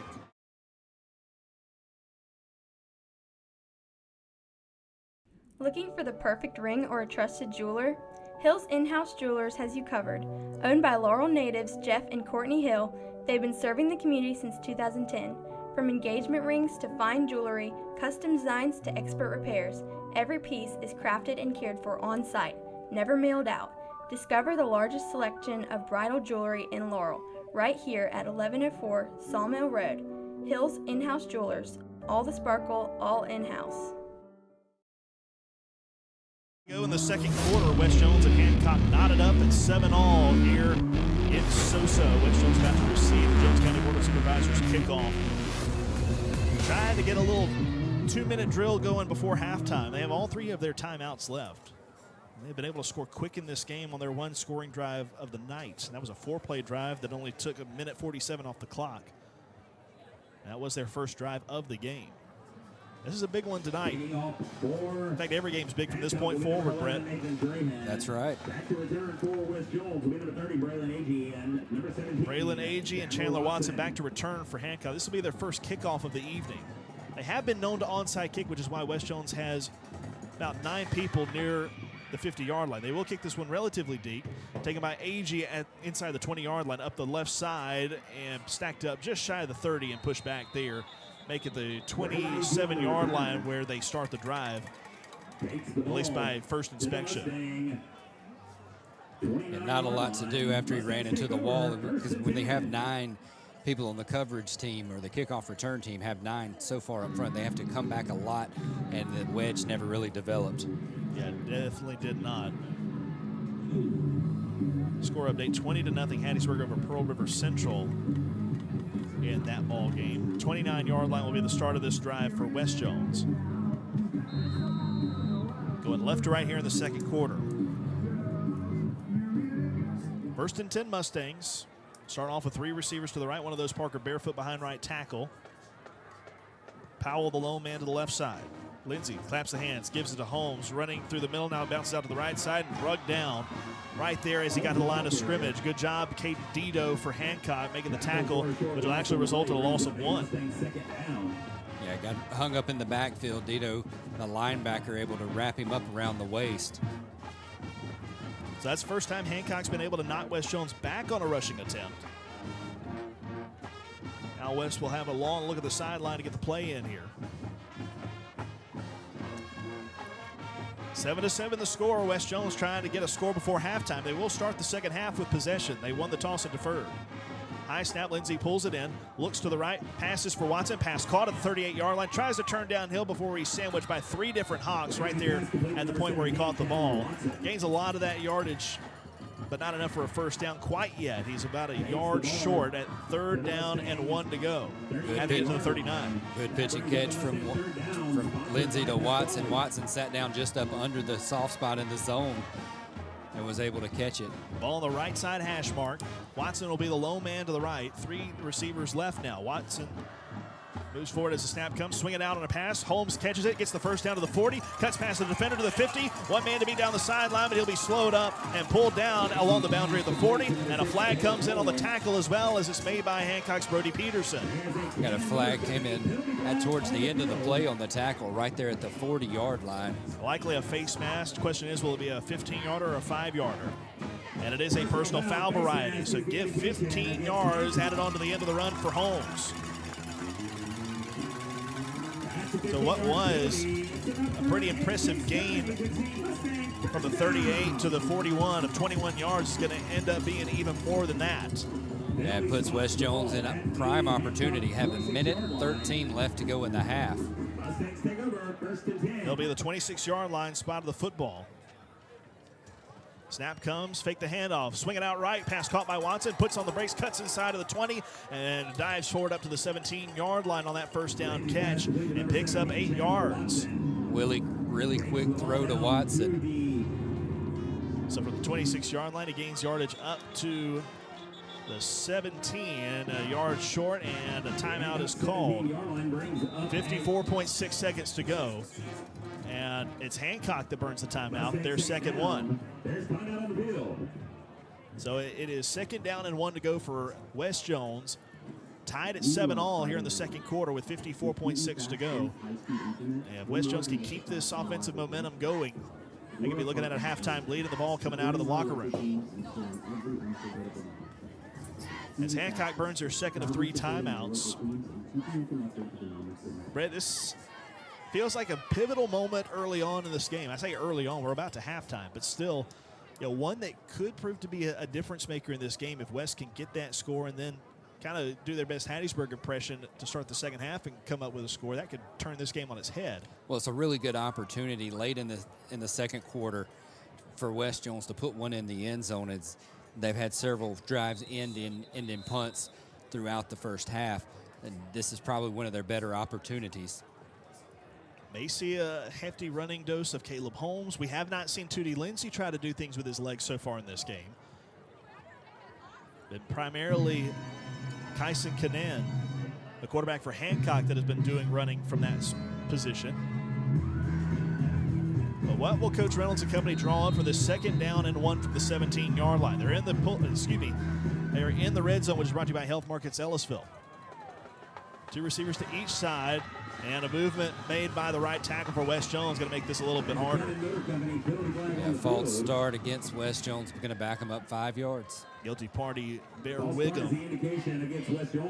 And so that'll back them up to 2nd down and 6, which likely changes how you approach this down. Instead of just get that cloud of dust and push everyone forward a yard, you're looking at now more of a design play for 2nd down and 6. Maybe test the air again. 2 receivers each way now for Lindsey. Ball on the right hash mark. Snap comes, fake the handoff. Wanting to pass Lindsey. He's in trouble. He rolls around, and he's tackled back at the 32-yard line. A sack for Hancock knocks West back behind the chains, and the Mustangs burn a timeout. It will be 3rd down and long with 46 seconds left. Yeah, as soon as Lindsey hit the ground, West Jones decided to burn that timeout to stop the clock. Well, that's one where it's tough because you're right there in the thick of the pocket. You cannot just throw it away. You have to throw it to the area of a receiver, and at that point, you don't want to risk giving a turnover. You'd rather face a 3rd and long and face another down. Yeah, the pocket collapsed on him. There was nowhere for him to go, and like you said, he couldn't throw it away, and he couldn't see downfield enough to get the throw away towards the receiver. Just had to take the sack. Loss of 10 yards on that sack for Hancock. 3rd down and a hefty 14 to go. Have to get it to the 16-yard line for the 1st down. They will have the ball at the 30. So not quite as far back as I initially thought. A loss of 8 yards on that previous play. 48 seconds left on the clock. Chandler Watson will be at the numbers right side with Parker Barefoot lined up behind right tackle. Powell and Gray to the left as receivers. 3rd down and 14 for Wes Jones here at the end of the 1st half. Fake the handoff, throw over the middle, pass off the hands, incomplete for Gray. And incomplete with that. Lindsey heavily pressured, got it away, but just rolled off the pads of Gray, incomplete. It's 4th down. A little deep for a field goal try, and probably too shallow to try the punt with 44 seconds left. Yeah, looking for Gray, just kind of flashing up the middle of the field. And Gray had to kind of spin around awkwardly to get a hand on it. So they will go for it here on 4th down. Barefoot will go out wide with 2 other receivers to the left. Watson, the low man right, rolling back to his left on the bootleg. Lindsey may cut it up. He will run up to the 25, tries to dance past one man. He cannot do so, and he's tackled at the 23-yard line to turn it over on downs. That wastes about 10 seconds on the clock, and Hancock, with only 1 timeout remaining, will try to go the length of the field with only 35 seconds left. Tied at 7-all between Wes Jones and Hancock, heading to the end of this 1st half. Hancock only has 1 timeout remaining. When will they choose to use it? And I'll be honest with you, Brett, I was a little suspect of the use of a timeout by Wes Jones there. As deep in Hancock territory as they were, I figured they would try to burn at least a little bit more rather than giving Hancock the ball back. But here we are. Empty backfield for Canaan. 3-by-2 receiver set. Going to tuck it himself, run it out to the left side. Gets past the tackler at the 20, but cannot get past the second wave of Mustangs as a pair of Wes Jones defenders are able to put him down on the deck. Looks like tackle there by number 88 for Wes Jones. That's Keegan Holmes. Also had Lakias Martin in there on the stop. Only a gain of 2 yards. And that will run out the clock here of the 1st half with all likelihood as Canaan and the offensive unit look to the sideline. They're not burning a timeout, so they're just trying at least one big quarterback run to see if they can break it out for 6. Instead, they will go to the locker room happy with the tie, as it'll be Wes Jones 7, Hancock 7 at the end of the first 24 minutes.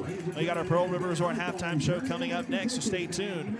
We got a good one here in the 1st round of the 6A playoffs. Wes Jones 7, Hancock 7 here on the Jones County Game of the Week. Super Talk Laurel 99.3.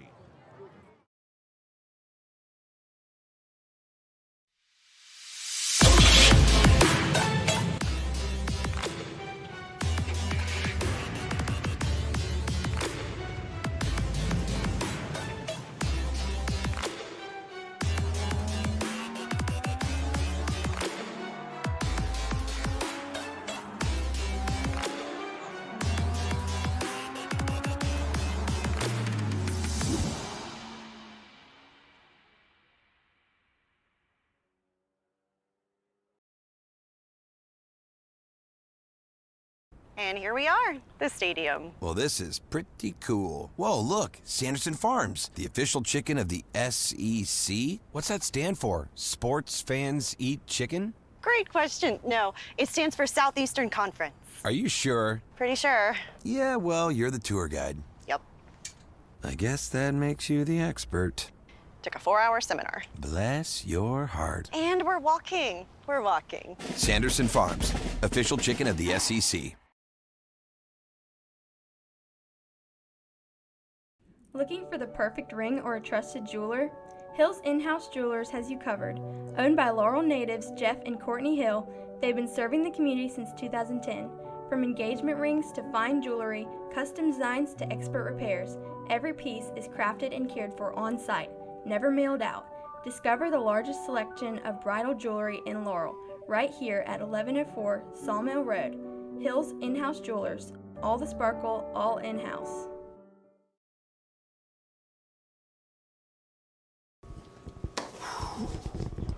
right.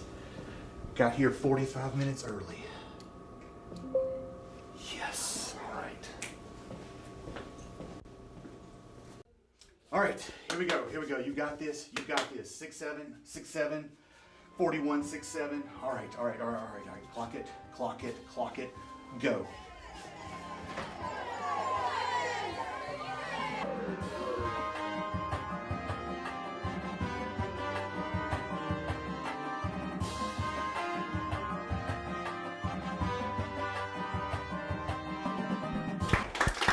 Good morning, everyone. Future leaders of this country and great students at West Jones. We're going to learn some incredible.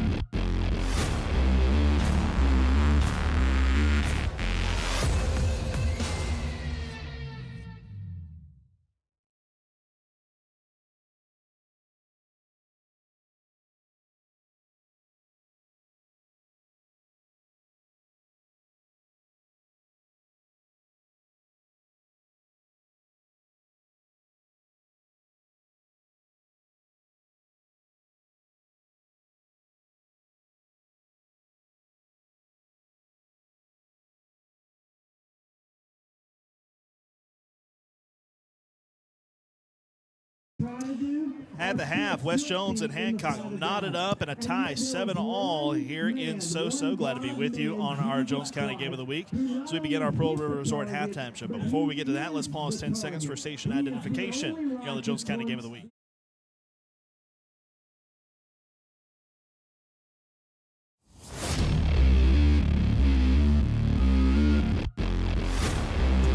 This is our Pearl River Resort halftime show. Pearl River Resort invites you to escape to their location in Choctaw, Mississippi, where family fun meets luxury with 2 award-winning golf courses, a top Southeast water park, fine dining, and spa indulgence, all in one unforgettable getaway.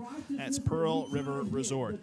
Brett, not a lot of offense to speak of here in the first half, but both teams have been able to piece together some drives that have just stalled out at the inopportune time. For West Jones, this is kind of eerily similar to what we've seen earlier in the year. Well, honestly, it kind of mimics what we saw last week in Laurel versus South Jones. Teams getting into the red zone and then failing to score. You're really having a lot of success between the 20s, getting off very fast to start the drive. Then they get close to the 30, the 20, and it starts to stall out. You saw Hancock open up 8 plays on their opening drive, cap that off with an interception. Then it looks like the West Jones offense firing on all cylinders. They answer that 4 plays, 90-something yards on the drive total, and for a touchdown to go up 7-0. And then that's when we started seeing the offenses plenty of plays, then stall out at the end. Hancock comes up with a 10-play drive, have to punt. West Jones turns around, returns that punt. Hancock to start the second quarter turns it over on downs with an incomplete pass in the end zone off the receiver's hands. That's going to turn out to be a big play, it looks like. And West Jones comes back with a punt, and that's when Hancock does their damage. I have 15 plays, and number 44 for Hancock with a touchdown. Havernack. Yeah, that's Aiden Havernack, the tight end, with a 25-yard touchdown pass to tie it up at 7. West Jones turns it over on downs. And I want to correct myself. I should say Harvanack. I had that typo in what I said earlier. It's Harvanack, or Harvanack. So my apologies, young man, for saying that incorrectly earlier. Aiden Harvanack.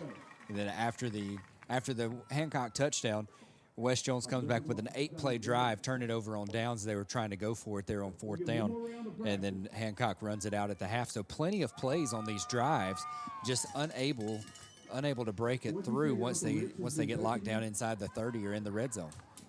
Yeah, so, I mean, both teams technically with 1 red zone appearance, and for West Jones, they failed to score in that one. Their only touchdown was on that 71-yard score by Caleb Holmes on a drive that began at West Zone 4-yard line.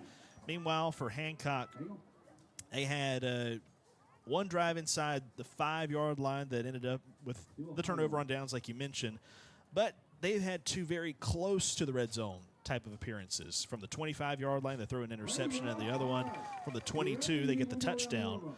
Harvinek. I'll get it right.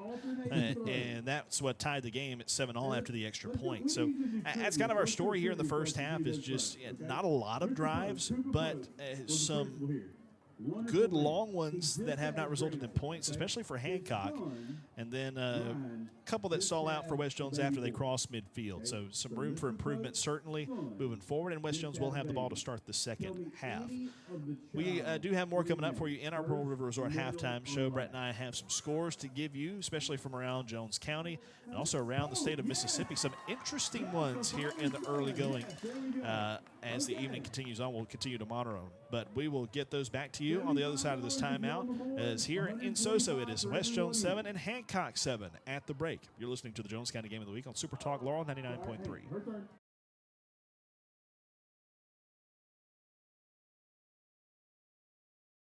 Looking for the perfect ring or a trusted jeweler?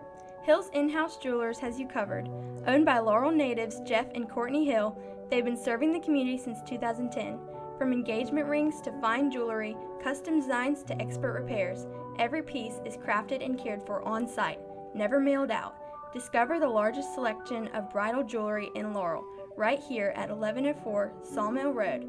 Hill's In-House Jewelers, all the sparkle, all in-house.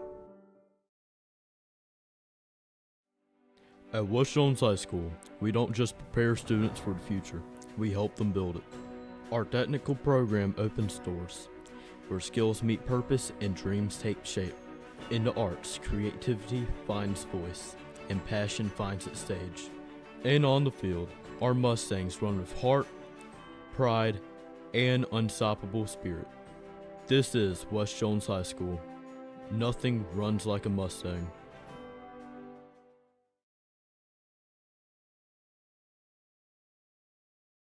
The creation of our new esports team has really caused a stir on campus. Some of our students and staff have been, well, a little too inspired. So I'm just going to tape these together like this, and I think you'll be good to go for your Rocket League match tonight. How's that feel?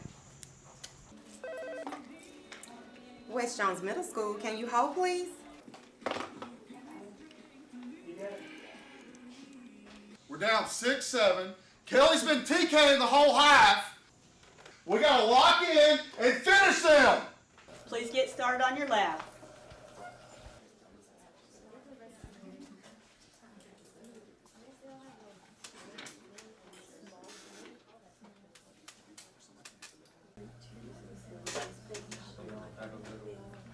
Just one more game.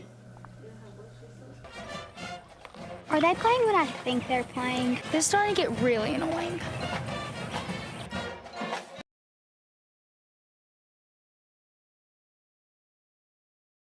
After careful consideration, I've decided to take my sponsorship talent to the SEC. Nope. Sorry, this would have been a lot cooler if I could actually put this hat on my head. Sanderson Farms, official chicken of the SEC.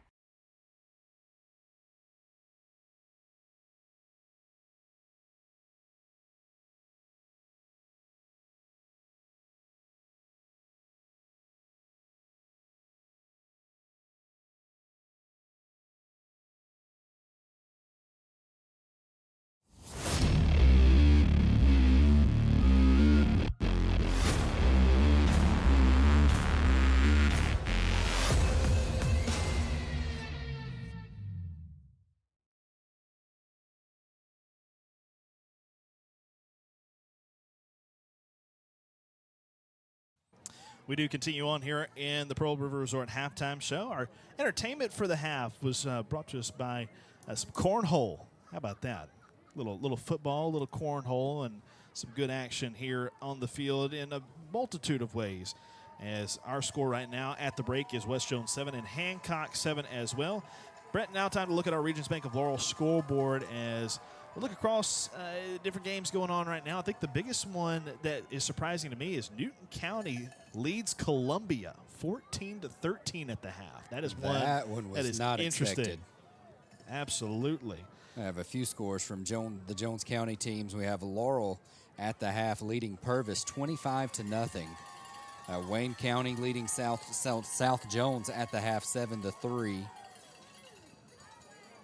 And so I'm trying to look for the last score I have on Northeast Jones. The last I score have I have 21-0. I think it was the last one I saw. Yeah, The 34-0. Somebody said 34-0.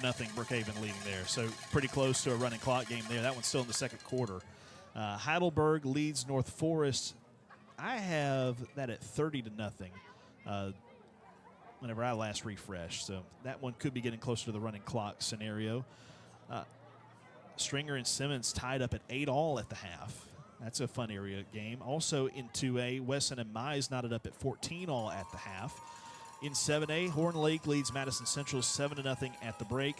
Raleigh on top of PCS 28-0 that game of the second quarter. Taylorsville all over South Delta 32-0 currently in the second. And then other games that are of somewhat interest, Noxubee County 7-0 over Coahoma County at the break. Grenada trails Ridgeland 21-14 in 6A action. That's a Grenada team that just feels like they're bruised this year. They just have not been as sharp as what they wanted to be. See, we have Gulfport leading Northwest at the half, 28-7. How about this? Brandon on top of Ocean Springs 6-3 at halftime. Here you go. Oak Grove Starkville 34. leading. Excuse me. Go ahead. Starkville leading Tupelo 10-7. How about that? I wonder if that'll hold. Oak Grove leads Biloxi 38-14. Poplarville with a narrow lead over Forest 21-0.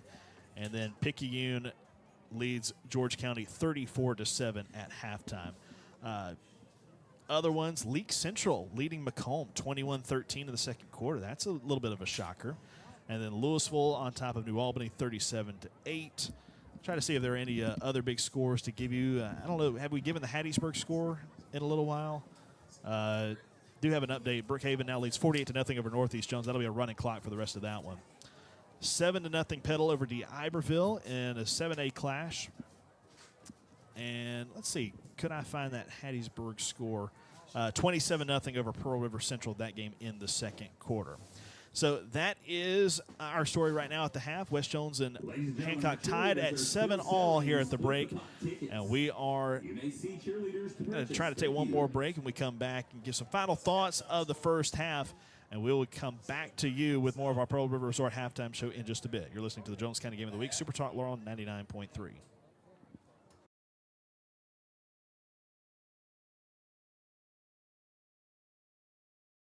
After careful consideration, I've decided to take my sponsorship talent to the SEC. Nope. Sorry, this would have been a lot cooler if I could actually put this hat on my head. Sanderson Farms, official chicken of the SEC.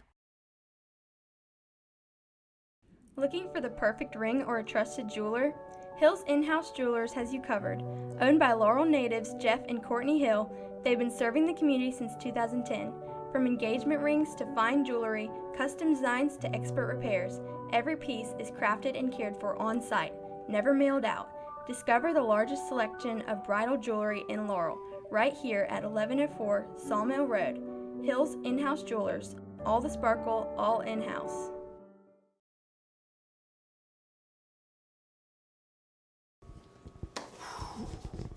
All right. Got here 45 minutes early. Yes. All right. All right. Here we go. Here we go. You got this. You got this. 6-7, 6-7, 41, 6-7. All right. All right. All right. All right. Clock it. Clock it. Clock it. Go.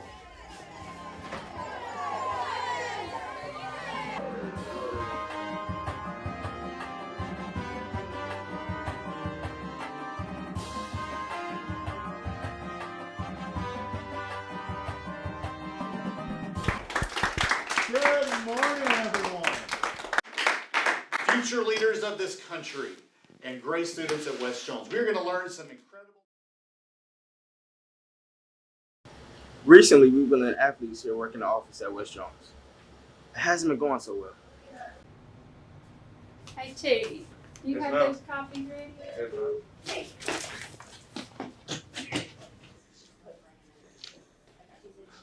I hate when you did that. Just let him cook.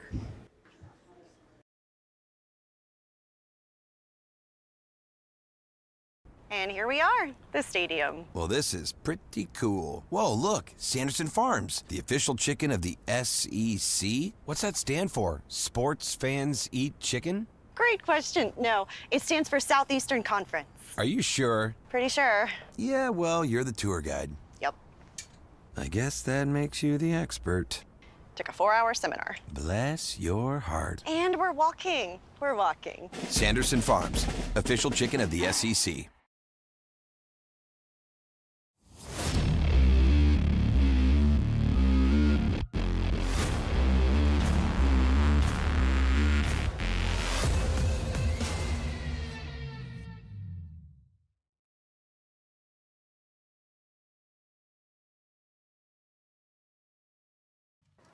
Still got some time left before we begin the second half of work, where West Jones currently leads Hancock is tied with Hancock 7-all, and the Mustangs will get the kick to start the second half.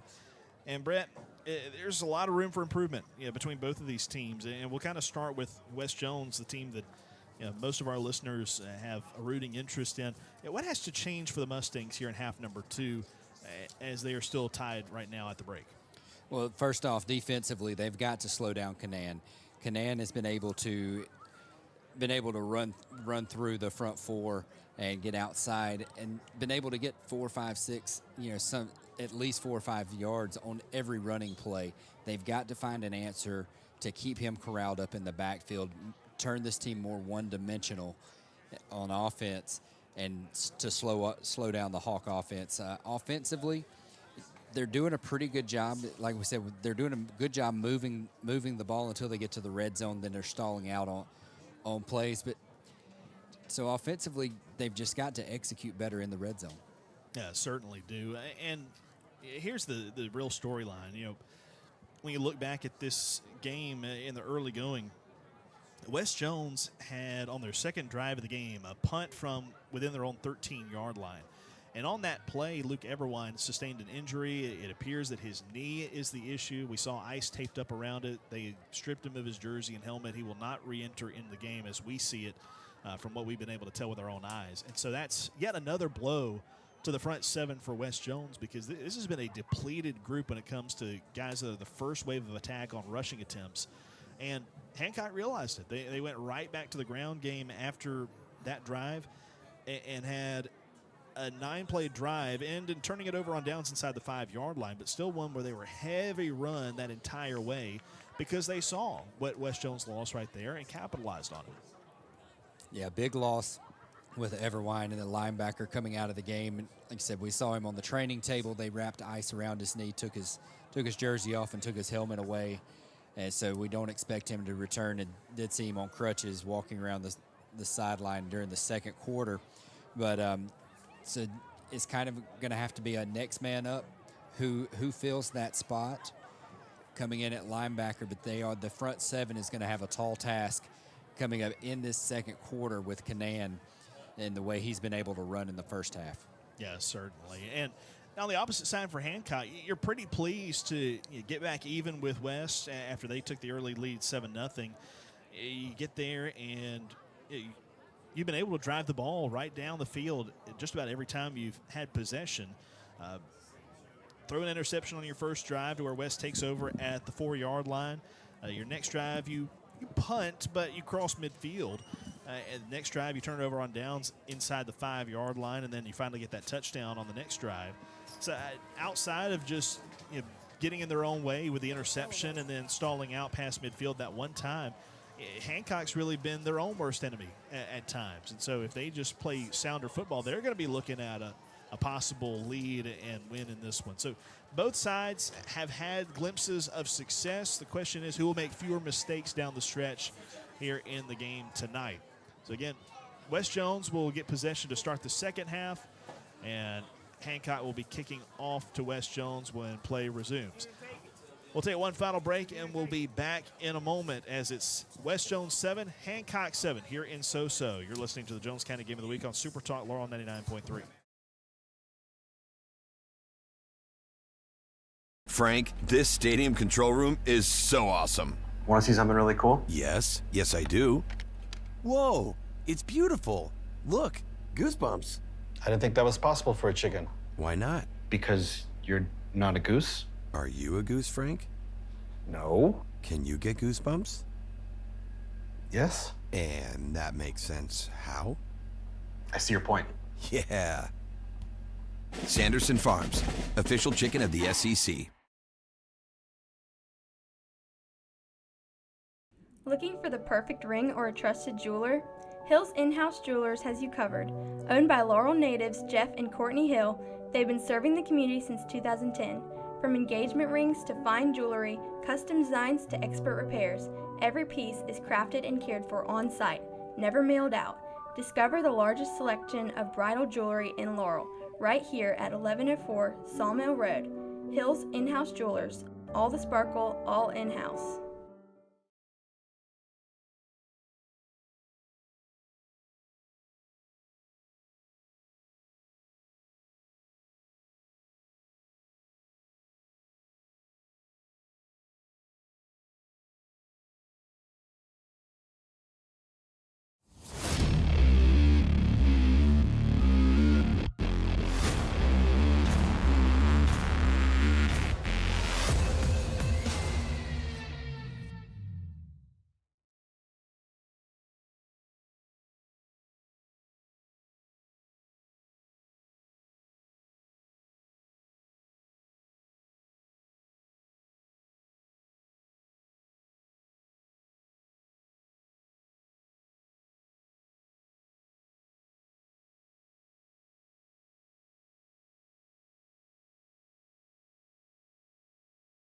Ready for the second half between West Jones and Hancock. Glad to be with you. Caleb Hamill, Brett Bouchelon, and West Jones will be receiving the second half kickoff in their gold tops, green bottoms, green numbers trimmed in white. Hancock, the visiting team across the way. Red bottoms, white tops, red numbers, navy headgear for you here inside Mustang Stadium.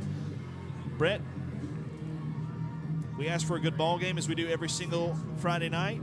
So far, this one's proven to be a good, close one.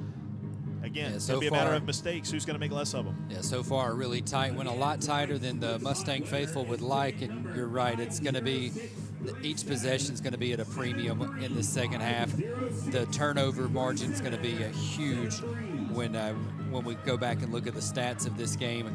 And so far, you know, Hancock has the one interception in the second half. Turnovers, mistakes, the penalties, they're all going to come into play in this tight of a ball game. By the way, I forgot to mention to you that interception earlier for West Jones is presented by State Farm Insurance agent Jim Clark. Insurance is vital with something so important, so don't trust anyone other than your good neighbor Jim Clark at State Farm in Ellisville. You can create your personal price plan today like a good neighbor. State Farm is there. Ready for the Jones County Board of Supervisors kickoffs. It'll be teed up by Nathan Trahan, ball on the right side hash mark. Agee and Watson back to return for West Jones. Watson lining up the left side hashes, Agee to the right. And Trahan booms this one over the head of Watson.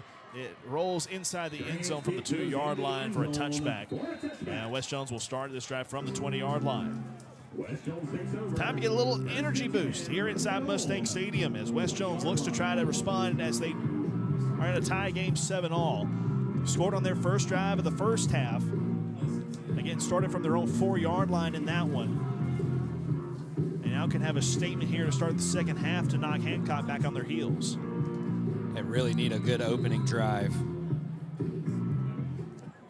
Tootie Lindsay, the quarterback, will have Caleb Holmes in the shotgun to his right. Two receivers to each side, one of those barefoot in the slot right now. He'll move over to the left to put 3 on that side. Snap comes, handoff. Holmes to the left side, got hit, and now moves forward up to the 24-yard line and stacked up there. Decent gain on first down after what looked to be a very closed hole initially. He's able to make it count for 4. You know, one of the things we have not seen on that read option play all night long is Tootie pull the read option and come around the end. So I would keep that in mind. Maybe just a gain of 3 yards there. Would love to see Lindsay possibly run it a little bit. Yeah, Thought he was going to earlier in the game. It could be setting him up for a really big play. Gray and Powell to the left side as receivers. Barefoot, the slot man, and then Watson to the right. Snap, handoff. Holmes trying to trudge off left tackle. Won't get anywhere except maybe a yard. Moving it forward up near the 24-yard line, possibly 25. It'll make it 3rd down and a short 5 to go. Yeah, another read option to the left side. Holmes trying to go off left tackle. And just not able to get downhill at all. And so West Jones in the early going to this second half facing a 3rd down and 5. Clap of the hands by Lindsey. No snap comes back as they look to the sideline.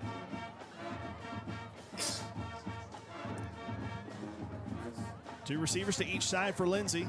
Here comes the rush, throws quickly left side, caught by Powell, upfield for a 1st down to the sideline, still on his feet as he tries to step out of the tackle, gets up to the 35-yard line before he's finally pulled down to the ground. Good extra effort there made by Powell to get that 1st down, then some extra yards as well. Yeah, Powell runs to the sticks, makes the catch under pressure, and eludes the first tackler, makes a 2nd and 3rd effort to get a couple extra yards after the catch. Ends up gaining 11 yards on the play. 1st down Mustangs at their own 36. A minute 50 gone by here in the 3rd quarter. We're tied at 7-all. West Jones with it. Tied at 7.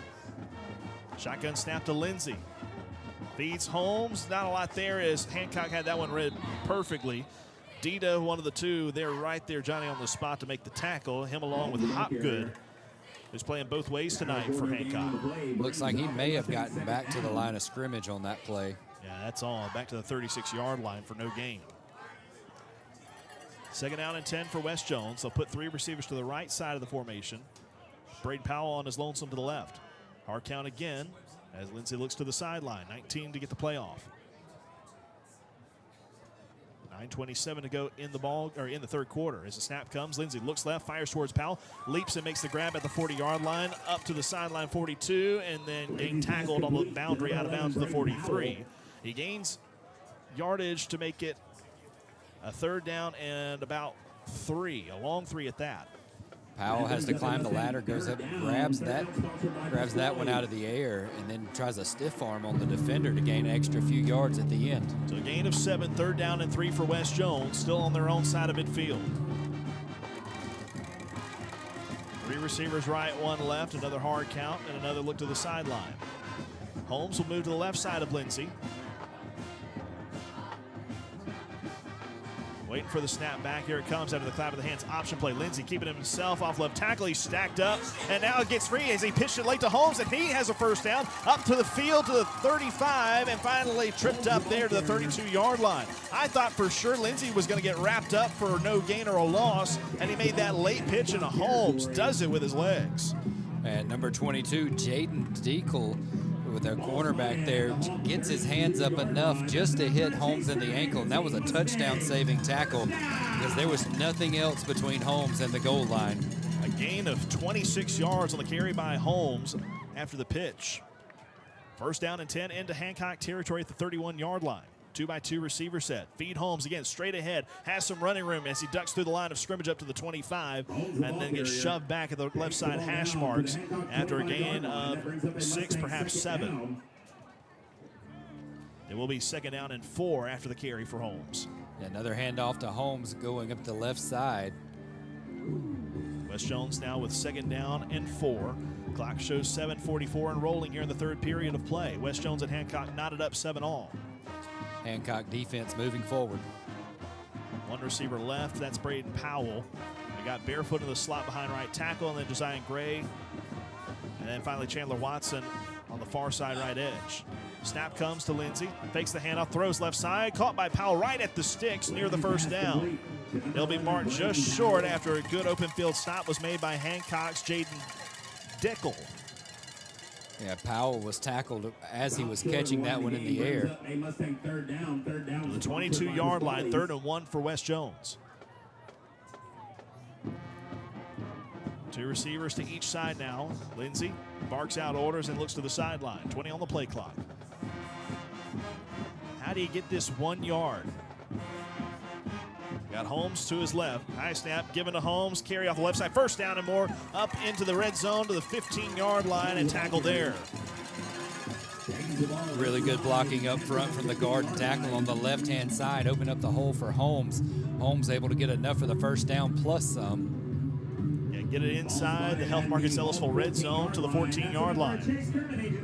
And coming up on the 10th play of this drive, 6 minutes and 33 seconds, clock rolling down here in the third quarter. 1-by-3 receiver set. Lindsey claps the hands and again looks back over his right shoulder to Coach Reynolds and company. Using up every bit of clock they can on this first drive. They have already used 5 minutes and 40 seconds.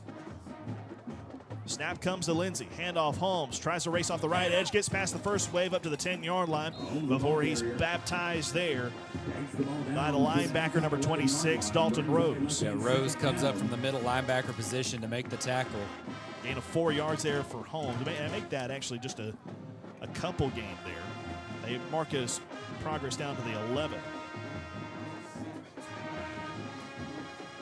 The second down coming for West Jones after a minimal gain. This drive is officially over 6 minutes long. 3 receivers right, 1 to the left. They motion Holmes out of the backfield. He makes the catch on a quick pass to the right flat, but immediately hit and immediately driven backward by the cornerback, number 21, Derek Smith. Smith read the play and followed Holmes out into the flats. And this will bring up a 3rd down and long for West Jones. Again, getting in the red zone and then not being able to get forward. Back to the 15-yard line after a loss of 4. So far, a heavy dose of Holmes on this drive. We haven't seen Tootie pull the read option yet. Now may be a good time. Well, the one time he did, he pitched it to Holmes when he was about to get wrapped up. 2 receivers each way. They motion barefoot to the right side slot. Back to pass Lindsey. Quick pass to the left side, caught by Gray, but immediately hit and driven down for maybe a gain of 2. Jaden Deckel lowered the shoulder and knocked down Gray, who is now slow to get up. It is 4th down and 10 after the gain of a couple. He's back to his own feet before the training staff can get there to him. But a 4th down and 10. This is within that possible field goal range. And they are going to send out the unit. So this is a key moment for West Jones' special teams unit. A chance to take the lead with 4:53 to go in the third quarter. Tie game 7-all. Yeah, Josiah Gray on the catch took a face mask right to the hip on the tackle. And that's why he was slow to get up. Cruz McKee waiting to attempt the field goal from the left side hash mark. This will be a 30-yarder. Snap is on the ground. They're going to have to actually do something with it. Running out to the right, Braden Powell going to throw towards the right side. Incomplete, overthrown, intended towards the right side for Dante Sands. Did all he could with that one because that snap rolled back there to the 20-yard line. And that changed everything. So McKee never even gets the chance to boot away a 30-yard field goal, and it remains 7-all between West Jones and Hancock. Again, red zone drives where you come up empty. The snap was really low to Powell. Powell had nothing to do but get up and roll out to the near side and was looking for Dante Sands down the field, but Sands wrapped up in coverage. 4:27 to go, Hancock. Snap to the quarterback. Canaan upfield to about the 20-yard line, actually just short of that mark to the 18-yard line. This drive starts from the 15. So a 3-yard gain, or make it 4 yards on the carry on first down. Yeah, 4 minutes, 10 seconds to go in the third quarter, and Canaan picks up right where he left off. Second down, we'll call it 5 to go. Having to get it to the 23-yard line for a first down. 3 receivers right, 1 left. Canaan trying to keep it himself, bounces off the left tackle. He's wrapped up around the shoulder pads and pulled down to the 20. Not much there that time. Great pursuit made by Ryland Newcomb and several other Mustangs. Yeah, Parker Barefoot, the first one to make contact, got him at the shoulder pads, and then Ryland Newcomb comes in to clean it up. So a gain of 1 yard to the 21-yard line. Third down and a long 2 to go. 1-by-3 receiver set. Canaan takes the snap. Runs to his right with a lead blocker from Hopgood. Lowers the head and gets the first down over the 25-yard line to the 26. Just a design quarterback run, kind of a sweep to the right side. We're going to see if he can turn the corner, but had the lead blocker and able to get enough for the first down. Yeah, it looks like a traditional option type of play, but instead of the running back tailing behind, waiting for a possible pitch, he just runs right forward and creates a lead block there. And that was enough to give that first down to Hancock. 1st and 10 Hawks, moving right to left in the third quarter. Ball at the 26-yard line. Shotgun snap. Canaan wants to pass on first down. Trots to his right, guides the ball downfield, and floats one incomplete to the boundary, intending it out there on the edge for the backup running back, Lozana. Lozana was right there on the sideline, kind of hit him in the hands. Probably should have been a catch, but unable to haul it in. So second down and 10.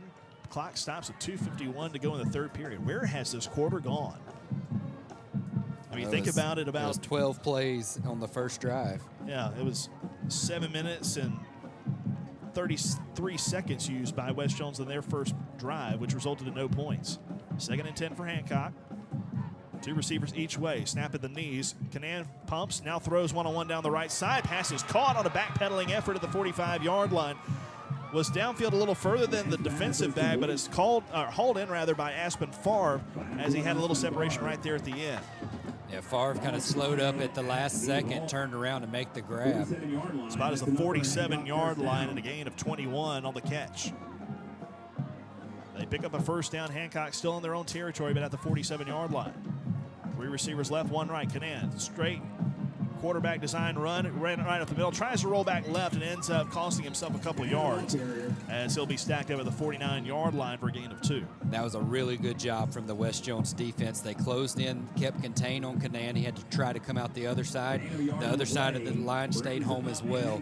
Really good job. That's how they're going to have to contain Canaan. Officially make it only a 1-yard gain this time for Canaan. Second and 9 from their own 49. 3-by-1 receiver set. Harvinek, the lone receiver right. Back to pass and throw left side. Caught about 5 yards downfield, but not much there after Collier makes the grab. He's immediately thrown to the ground by Harrison Pierce. Yeah, Pierce closes the ground very quickly, gets him around the chest, throws him down. To the West Jones 47-yard line and a gain of 5 yards. It is third down and 4 for Hancock. 2 receivers each way, facing a 4-man front from West. 1:37 to go in the quarter. We're tied 7-all between Hancock and West Jones. Have to get it to the 43 for a first down. They snap it with 11 on the play clock. Quick pass out of the backfield. Complete to Hopgood. He races out to the right sideline. He's got the first down and pushed out about 2 yards past the sticks, getting enough for yet another Hancock first down. That is their third of this drive. So a 41-yard line, the spot of the football after the gain of 6 for Hopgood on the reception. Yeah, clock now down to 1:12 in the third quarter as Hancock is driving. The ball coming up on their 9th play of the drive. We've seen this before, long drives for Hancock, but can they score? That's the question. There'll be a 2 running back formation this time. 1 receiver right, 2 left. Back to pass. And throwing it over the middle. Pass is hauled in, but only about 3 yards downfield out of the hands of Canaan. It is caught there in the middle. And they'll get, a couple yards. And tackle by 88, Keegan Holmes. Didn't see who made that grab. May have been Harvinek, but nevertheless, clock rolls inside of 40 seconds to go in the third quarter. Second down and 6 to go.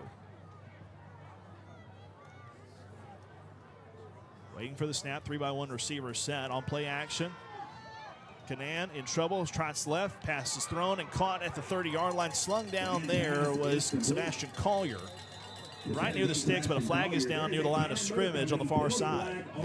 Tackle was by Keegan Holmes, but there's a, like you said, flag on the far side. It looks like an ineligible man downfield. Yeah, so with that, that'll negate the play. And push back Hancock behind the chains, which again, what has been a promising drive is all of a sudden sending Hancock behind the sticks. Well, for some reason, they stopped how far back they were pushing this ball. Actually, it's only a 5-yard mark-off now that I think about it. Put it at the 42-yard line. Clock will roll, and that will likely end this third period. So we played a third quarter, no score change. In fact, only 1 drive for each team in the quarter. And the one for Hancock still not done. They'll be facing second down and 12 when play resumes from the 42-yard line. So we come back, we'll flip the field. Hancock will go left to right, trying to break this tie at 7-all that has been with us since the halftime break. Back with more here on the Jones County Game of the Week in a moment. Frank, this stadium control room is so awesome. Want to see something really cool? Yes, I do. Whoa, it's beautiful. Look, goosebumps. I didn't think that was possible for a chicken. Why not? Because you're not a goose? Are you a goose, Frank? No. Can you get goosebumps? Yes. And that makes sense. How? I see your point. Yeah. Sanderson Farms, official chicken of the SEC.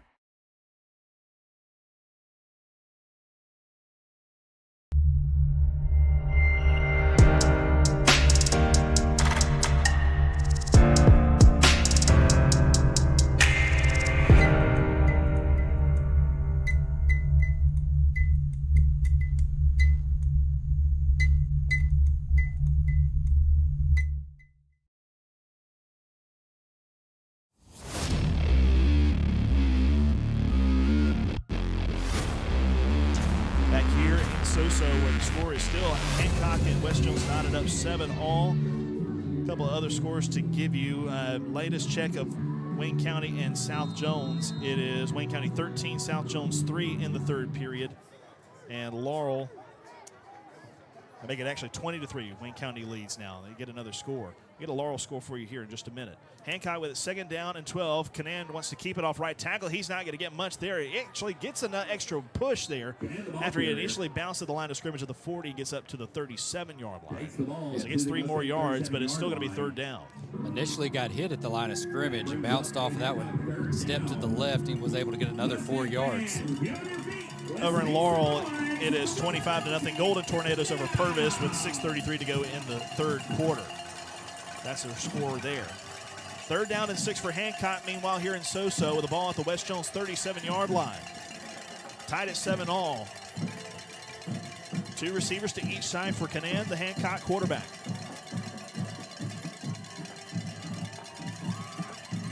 Waiting for the snap.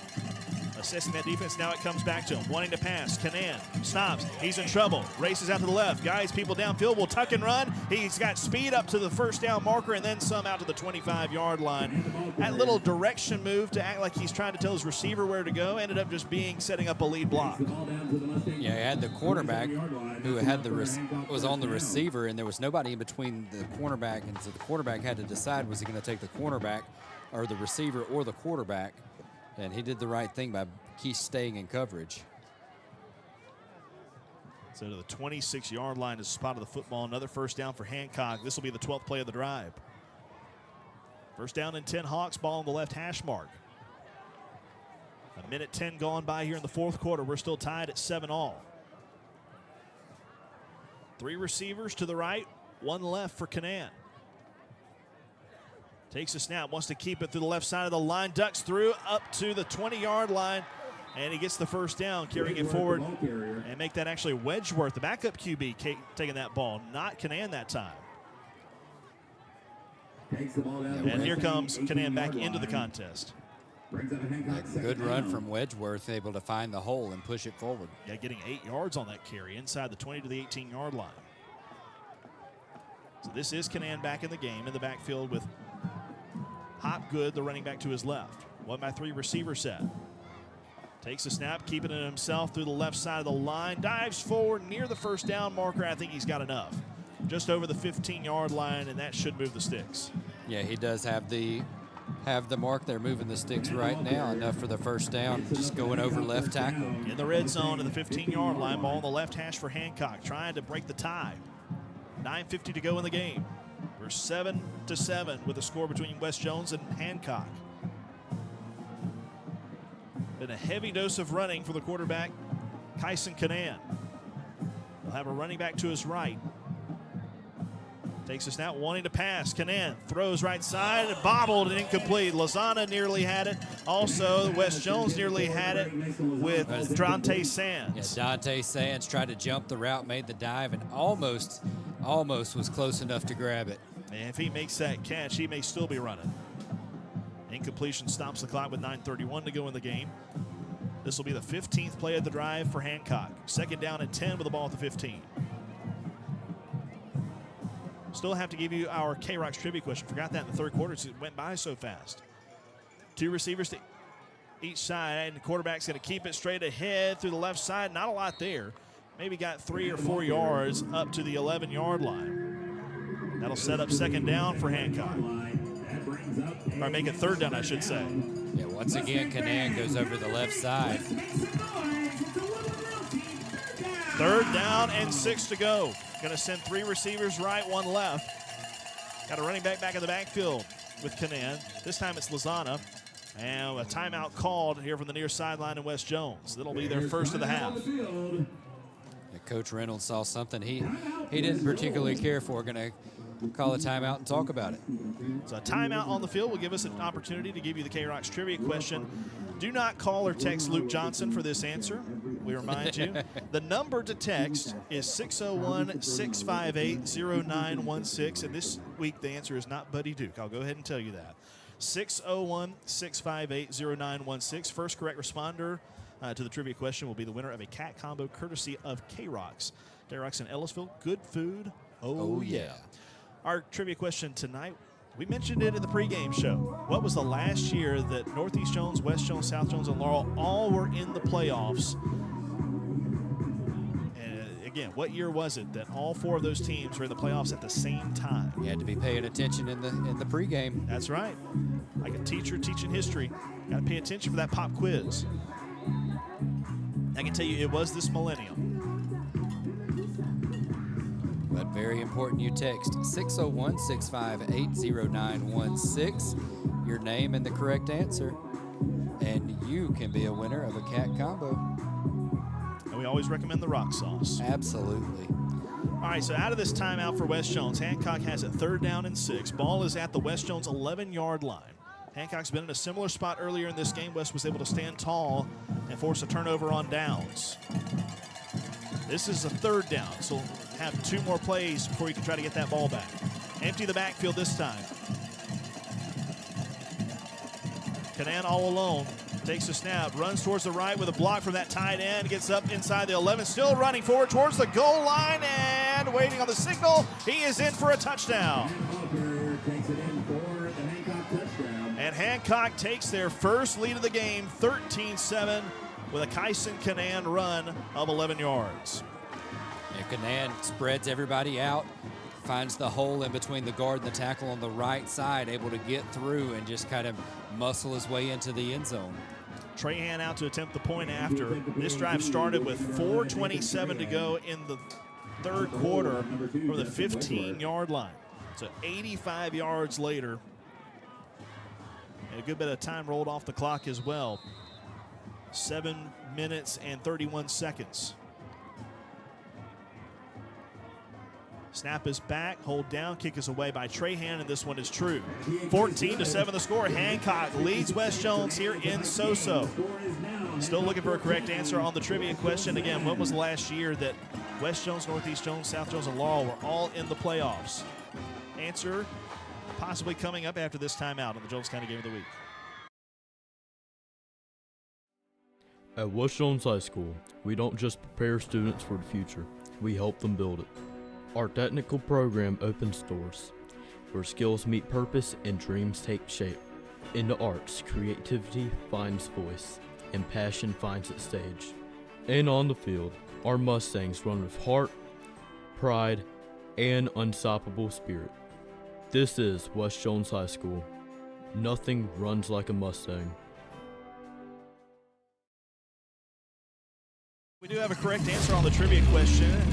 It was 2004 last time that all 4 teams, in fact, that was the only other time that all 4 of those teams from Jones County made the playoffs. So congratulations to Don Holston for winning tonight's trivia question and a K-Rock combo, cat combo, I should say, courtesy of K-Rocks.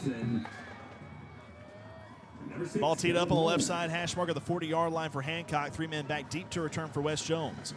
Trahan strikes this with the right foot. Sidewinder kick inside the 5-yard line, grabbed and returnable for West Jones. Up the right side hash marks with a burst of speed to the 25, lowering his head and diving forward up to the 27-yard line.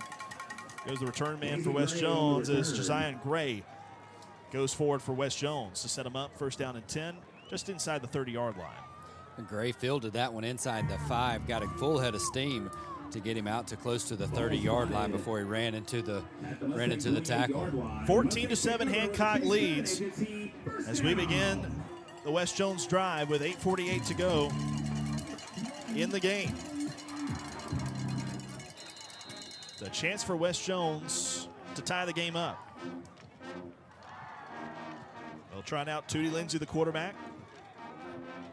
Use motion with barefoot to the right side to put 2 on each side. Fake the handoff. Lindsay got to keep it himself through the left side. His first run for him up to the 35-40, 45-50. Still sprinting free up to the 40-yard line of Hancock. He's gone to the right side, 20, 25 to the 15 and out of bounds.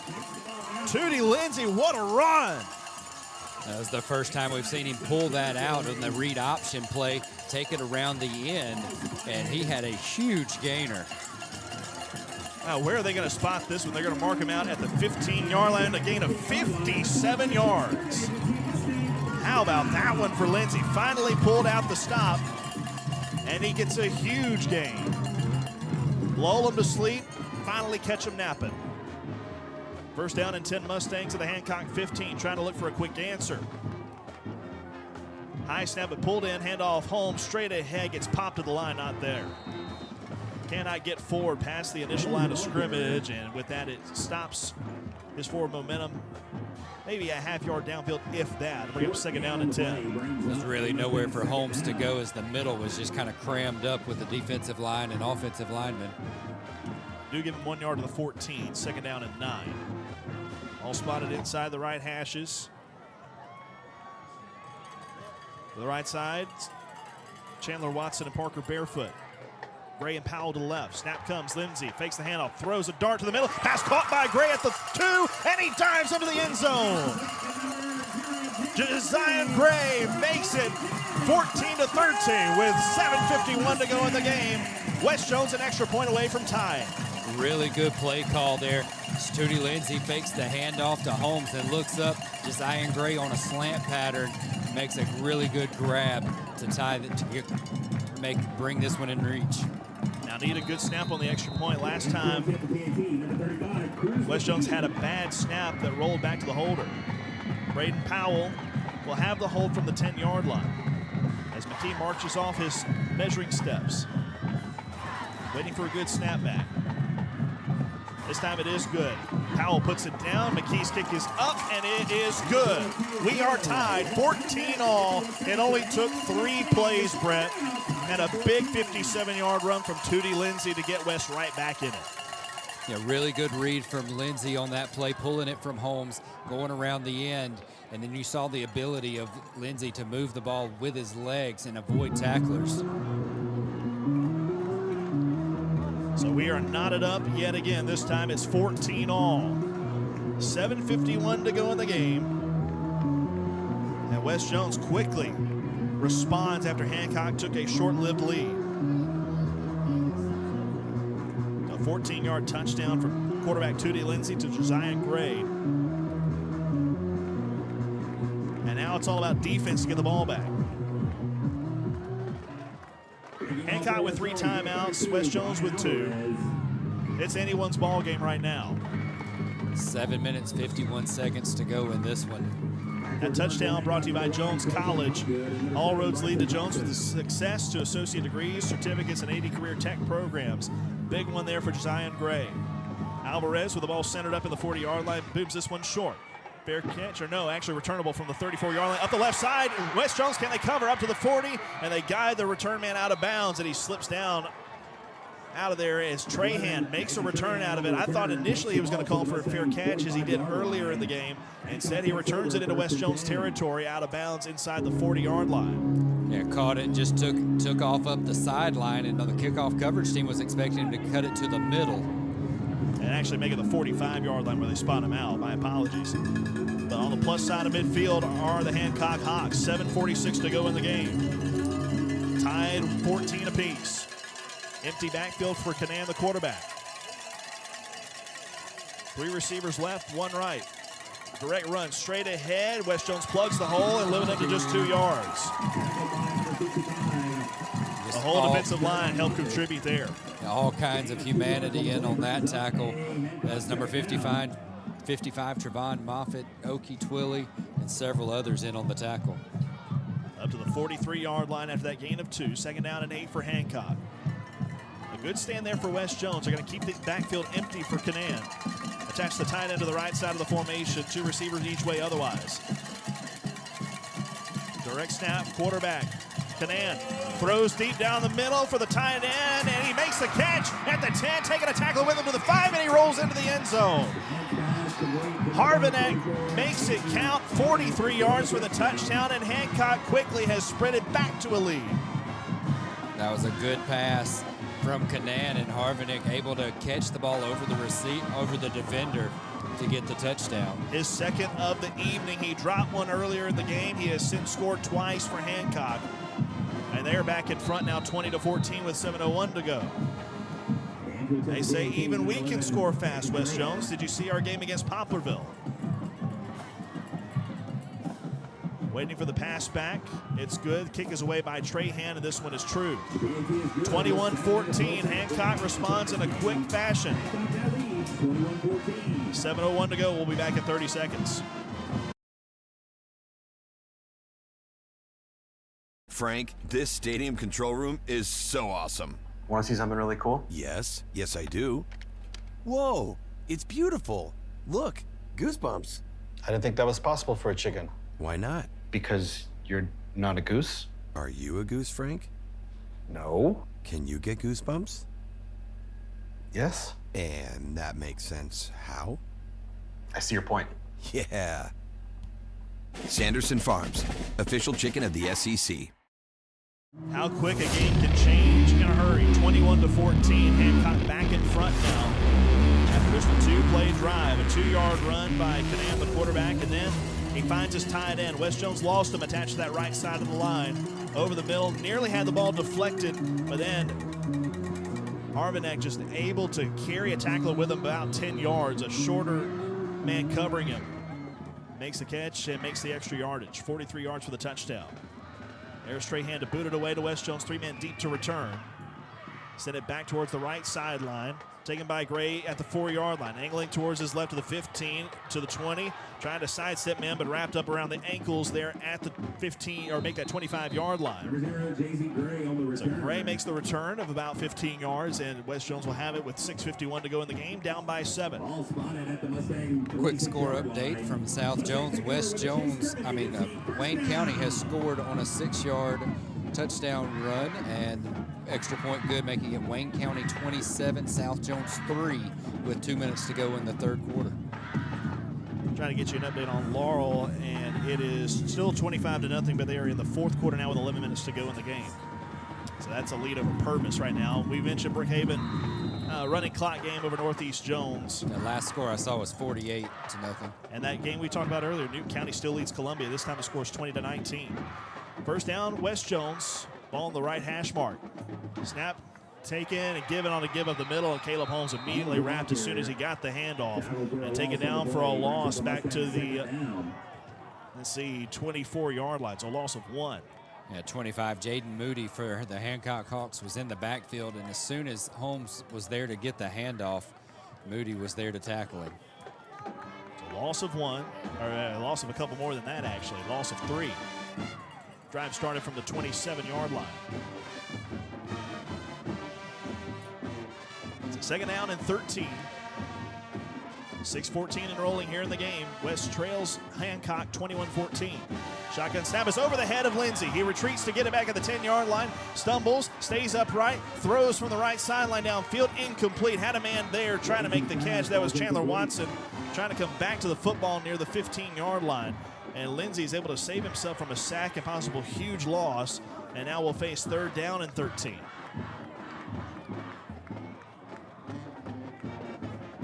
And he is slow getting back towards his huddle.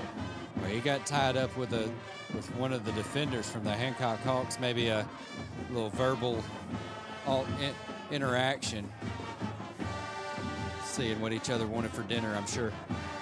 So here we go, third down and 13 to go. Have to get it to the 37-yard line for the first down. Ball spotted at the 23. 3 receivers left, 1 right. Lindsey wants to pass, throws right side, caught by Watson. He sheds a tackle to the right side. He's to the outside 50, first down and more, 40. Tries to make a move on a defender and is tackled from behind inside the 35-yard line of Hancock. No flags on this one. Wes Jones able to convert. And that was a dart from Lindsey to find Watson wide open. Watson makes a really good move to get around the defender to gain those extra yards at the end. all the way to the 32-yard line, a gain of 44 yards. Big plays have helped West Jones here in the fourth quarter. First down and 10 for West Jones, moving right to left. 2 receivers left, slot man and a receiver right. That one to the right side is Watson again. Shotgun snap to Lindsey, feeds Holmes on a fake the handoff actually. Throw to the left side, pass intercepted at the 17-yard line. Returned up to the 30 and spinning up to the 35-yard line goes Jaden Deckel. Just right there like it was destined for him. Yeah, the pass was underthrown, and then on the interception, he's coming back, and a good heads-up play from Braden Powell to come back and cut him off to make that tackle. I think it was intended for Powell along that left side edge. Had Lindsey had the right air under it, Powell may have been wide open to score down the sideline, but instead, again, just a lofted up ball right into the breadbasket of Deckel.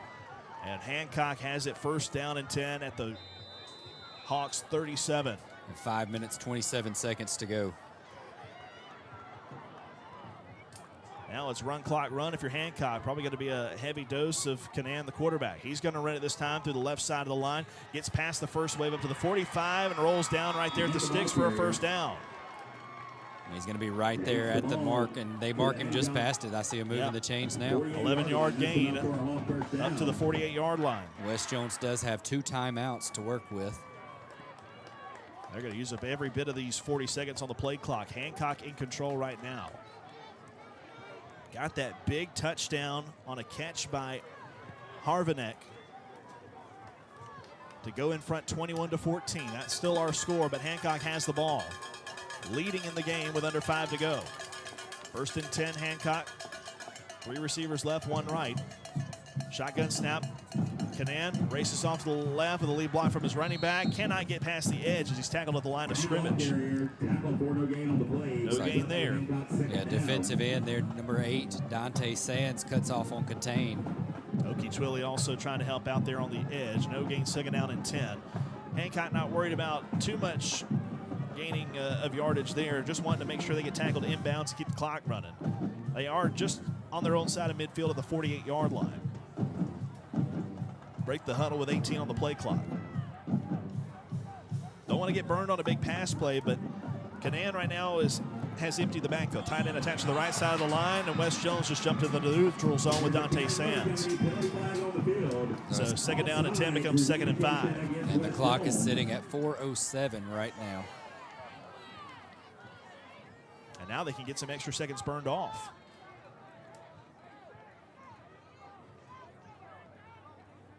Because they're going to reset the play clock at 40 and now start the clock. That's a huge blow, because they were 6 seconds away from forcing Hancock to snap it, and instead now 40 more seconds can tick off the game clock without interruption. So they're just now calling the play in. They can still run an extra 20 off. You can sit in your armchair for a while. Go get yourself a Coke from the concession stand. Second and 5 for Hancock now in West Jones territory at the 47. Waiting 8 seconds on the play clock, down to 6 now. Canan with a running back to his left. They snap it with 2. Canan keeps it straight ahead, popped to the line, driven backward. West Jones knows that he's going to keep it all the way. Yeah, good stand from the front 4. They got a really good push on the other side.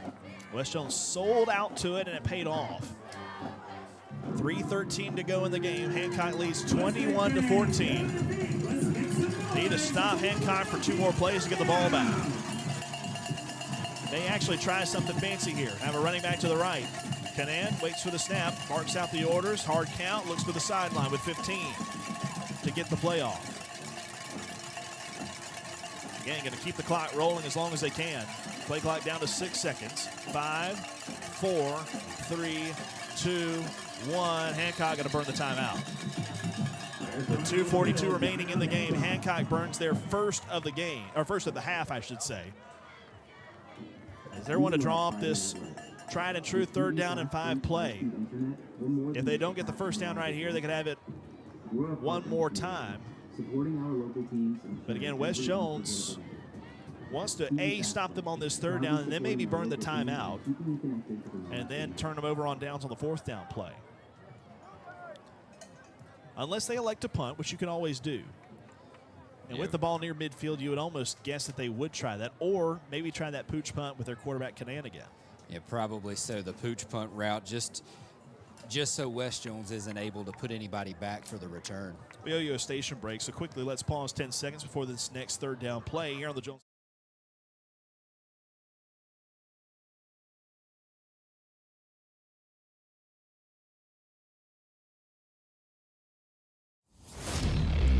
So to reset it for you, Hancock 21, West Jones 14.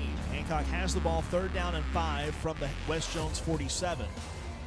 They have 2 timeouts remaining, just burn one there to see if West would jump off sides. And to maximize the use of that 40-second play clock. 2:42 remaining in the game. Hancock with a first down could make this nearly impossible for West Jones. They still have 2 timeouts left to the Mustangs. Out of the shotgun, Canan takes it, running towards the right side with a lead block from his running back, gets to the edge 40, and slides down after getting the first down. And with that, they'll get a fresh set of downs with 2:36 to go in the game. And at this point, West Jones is going to have to get stops and burn the timeouts to stay in the game. Yeah, just with the fresh set of downs, Canan very smartly there gets enough yardage for the first down, slides to stop it, and so he's down on the 41-yard line, and now the clock is still moving, 2:19 and rolling, and they've got four downs to work with. West Jones only has 2 timeouts to work with. That's right. So if they can get a stop here on first down, you would likely go ahead and burn the timeout, or maybe you save it for second down and third downs results. Snap comes, Canan runs through the left side tackle. He's got another near first down run. He slides just short of that mark, starting his slide at the 33-yard line. So he'll be marked short by 2 yards, and the timeout is called by West Jones.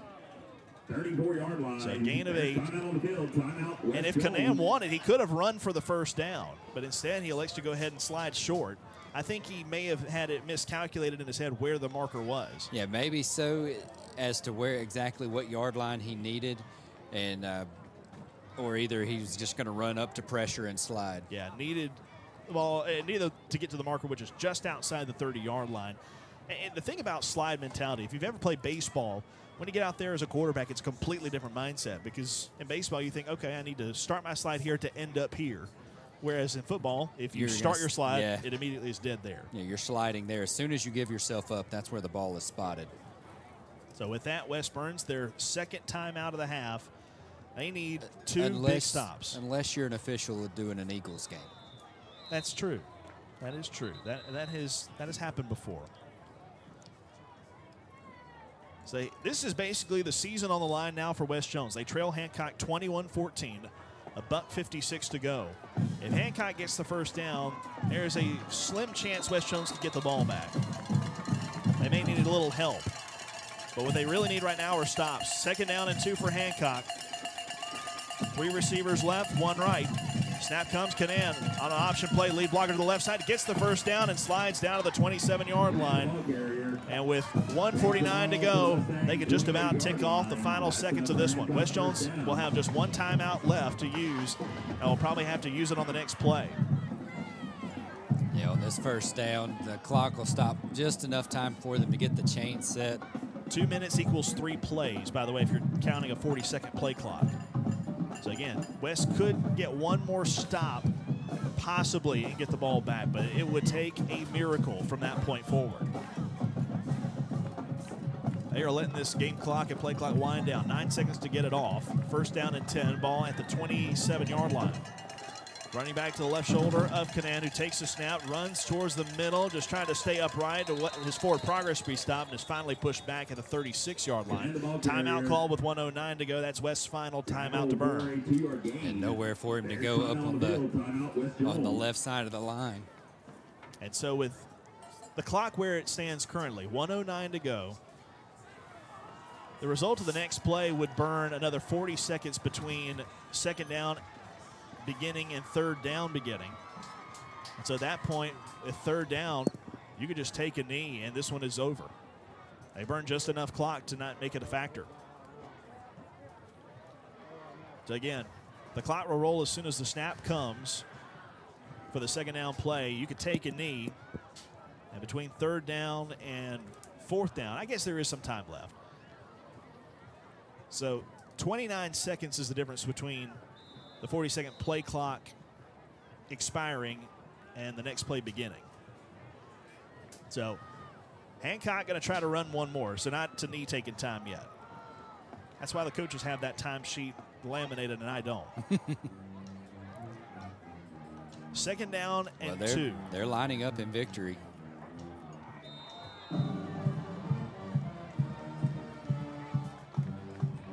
Oh, that's right. They can. They drop to one knee. They have 80 seconds they can burn. Bad math on my part. I had it right the first time. Should have stuck to my guns there. So the clock winds down with 40 seconds on the play clock. Between third and fourth down, they just have to wait for the 40 seconds to be left on the game clock, and they can take a final knee and end this one. Yeah, just one more play is all it should take. And with that, West Jones' season is about to come to an end. The team has been decimated by injuries to the defense all year long. They face a team that was a run-heavy one with Canan, the quarterback. Love to see how many yards he had at the end of this one. Third down and 12 play. Clock is under 40 seconds. Shotgun snap to him. He drops to the left knee, and Hancock will celebrate. The Hawks take down West Jones in the first round of the playoffs, 21-14.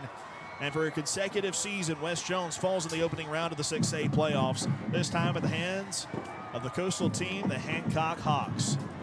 A lot of celebration out there, an orange Gatorade bath to head coach Michael King in his first season of Hancock.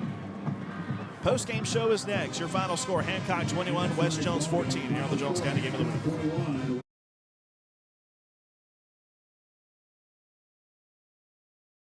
And here we are, the stadium. Well, this is pretty cool. Whoa, look, Sanderson Farms, the official chicken of the SEC. What's that stand for? Sports Fans Eat Chicken? Great question. No, it stands for Southeastern Conference. Are you sure? Pretty sure. Yeah, well, you're the tour guide. Yep. I guess that makes you the expert. Took a 4-hour seminar. Bless your heart. And we're walking. We're walking. Sanderson Farms, official chicken of the SEC.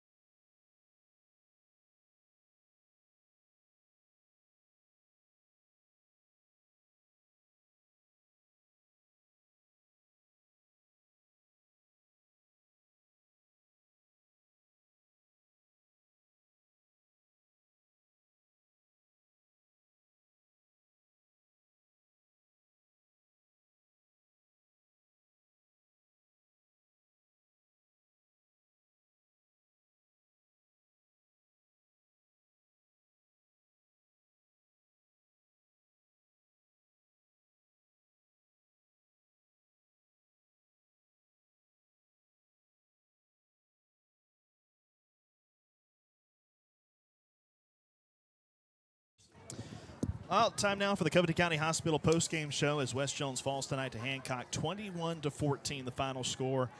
Well, a lull you to sleep type of third quarter, Brett, but then all of a sudden the fireworks happened there in the fourth as it was tied at 7-all through the second and third quarter, and then all of a sudden Hancock jumps out to a 14-7 lead. West Jones responds just 3 plays later, and Hancock, not to be outdone, scores on play number 2 of their ensuing drive and quickly regain the lead 21-14 and hold on. Biggest play of the night for Hancock, a defensive one of an interception of Tootie Lindsay from Jaden Deckel, cornerback, making the interception on a pass intended for Braden Powell near the 10-yard line. Possible touchdown play had Powell hauled that one in, but nevertheless, Deckel makes the interception, and Hancock's able to run out the clock for the remainder of the ball game, and they hold on to win 21-14. West Jones season comes to an end. South Jones season falls, as does Northeast Jones. Laurel, last man standing here in the county. Yeah, the interception really turned the tide. It looked like they had a promising drive ahead of them, and just kind of it kills the drive, but it really killed the momentum and their confidence going in. So where that makes us stand is that with Laurel being the last remaining team, we will follow them the remainder of the playoffs, and they will face off against Stone in the next round. And as I understand, Stone will host that game because both have the same number of home playoff games, and Stone is the better seed. They're a 1 seed coming out of Region 4, Laurel the 2 seed out of Region 3. And so with that, they play those games over at Gulf Coast Community College. At least they did tonight against Sumrall. Okay. So we will be going down to Perkinston to watch that game. I have to fire up the Super Talk Jeep, head down south. That's right. Well, for all the West Jones faithful, our thanks to you for your support of our Jones County Games of the Week all season long. It was a fun one tonight, just not the result that any of us wanted. That we're cheering for the green and gold for the final time this year. Give you the records on the season for West Jones. They finish off the year 8-4 overall, and Hancock, meanwhile, improves to 5-6, but more importantly, they're 1-0 in postseason play, and they will advance to face off against Picayune, who defeats George County tonight. Elsewhere around in the different brackets, Hattiesburg, no problems tonight with Pearl River Central. As far as other scores, I believe, what do we have for Terry? Do we know what was going on with Terry earlier?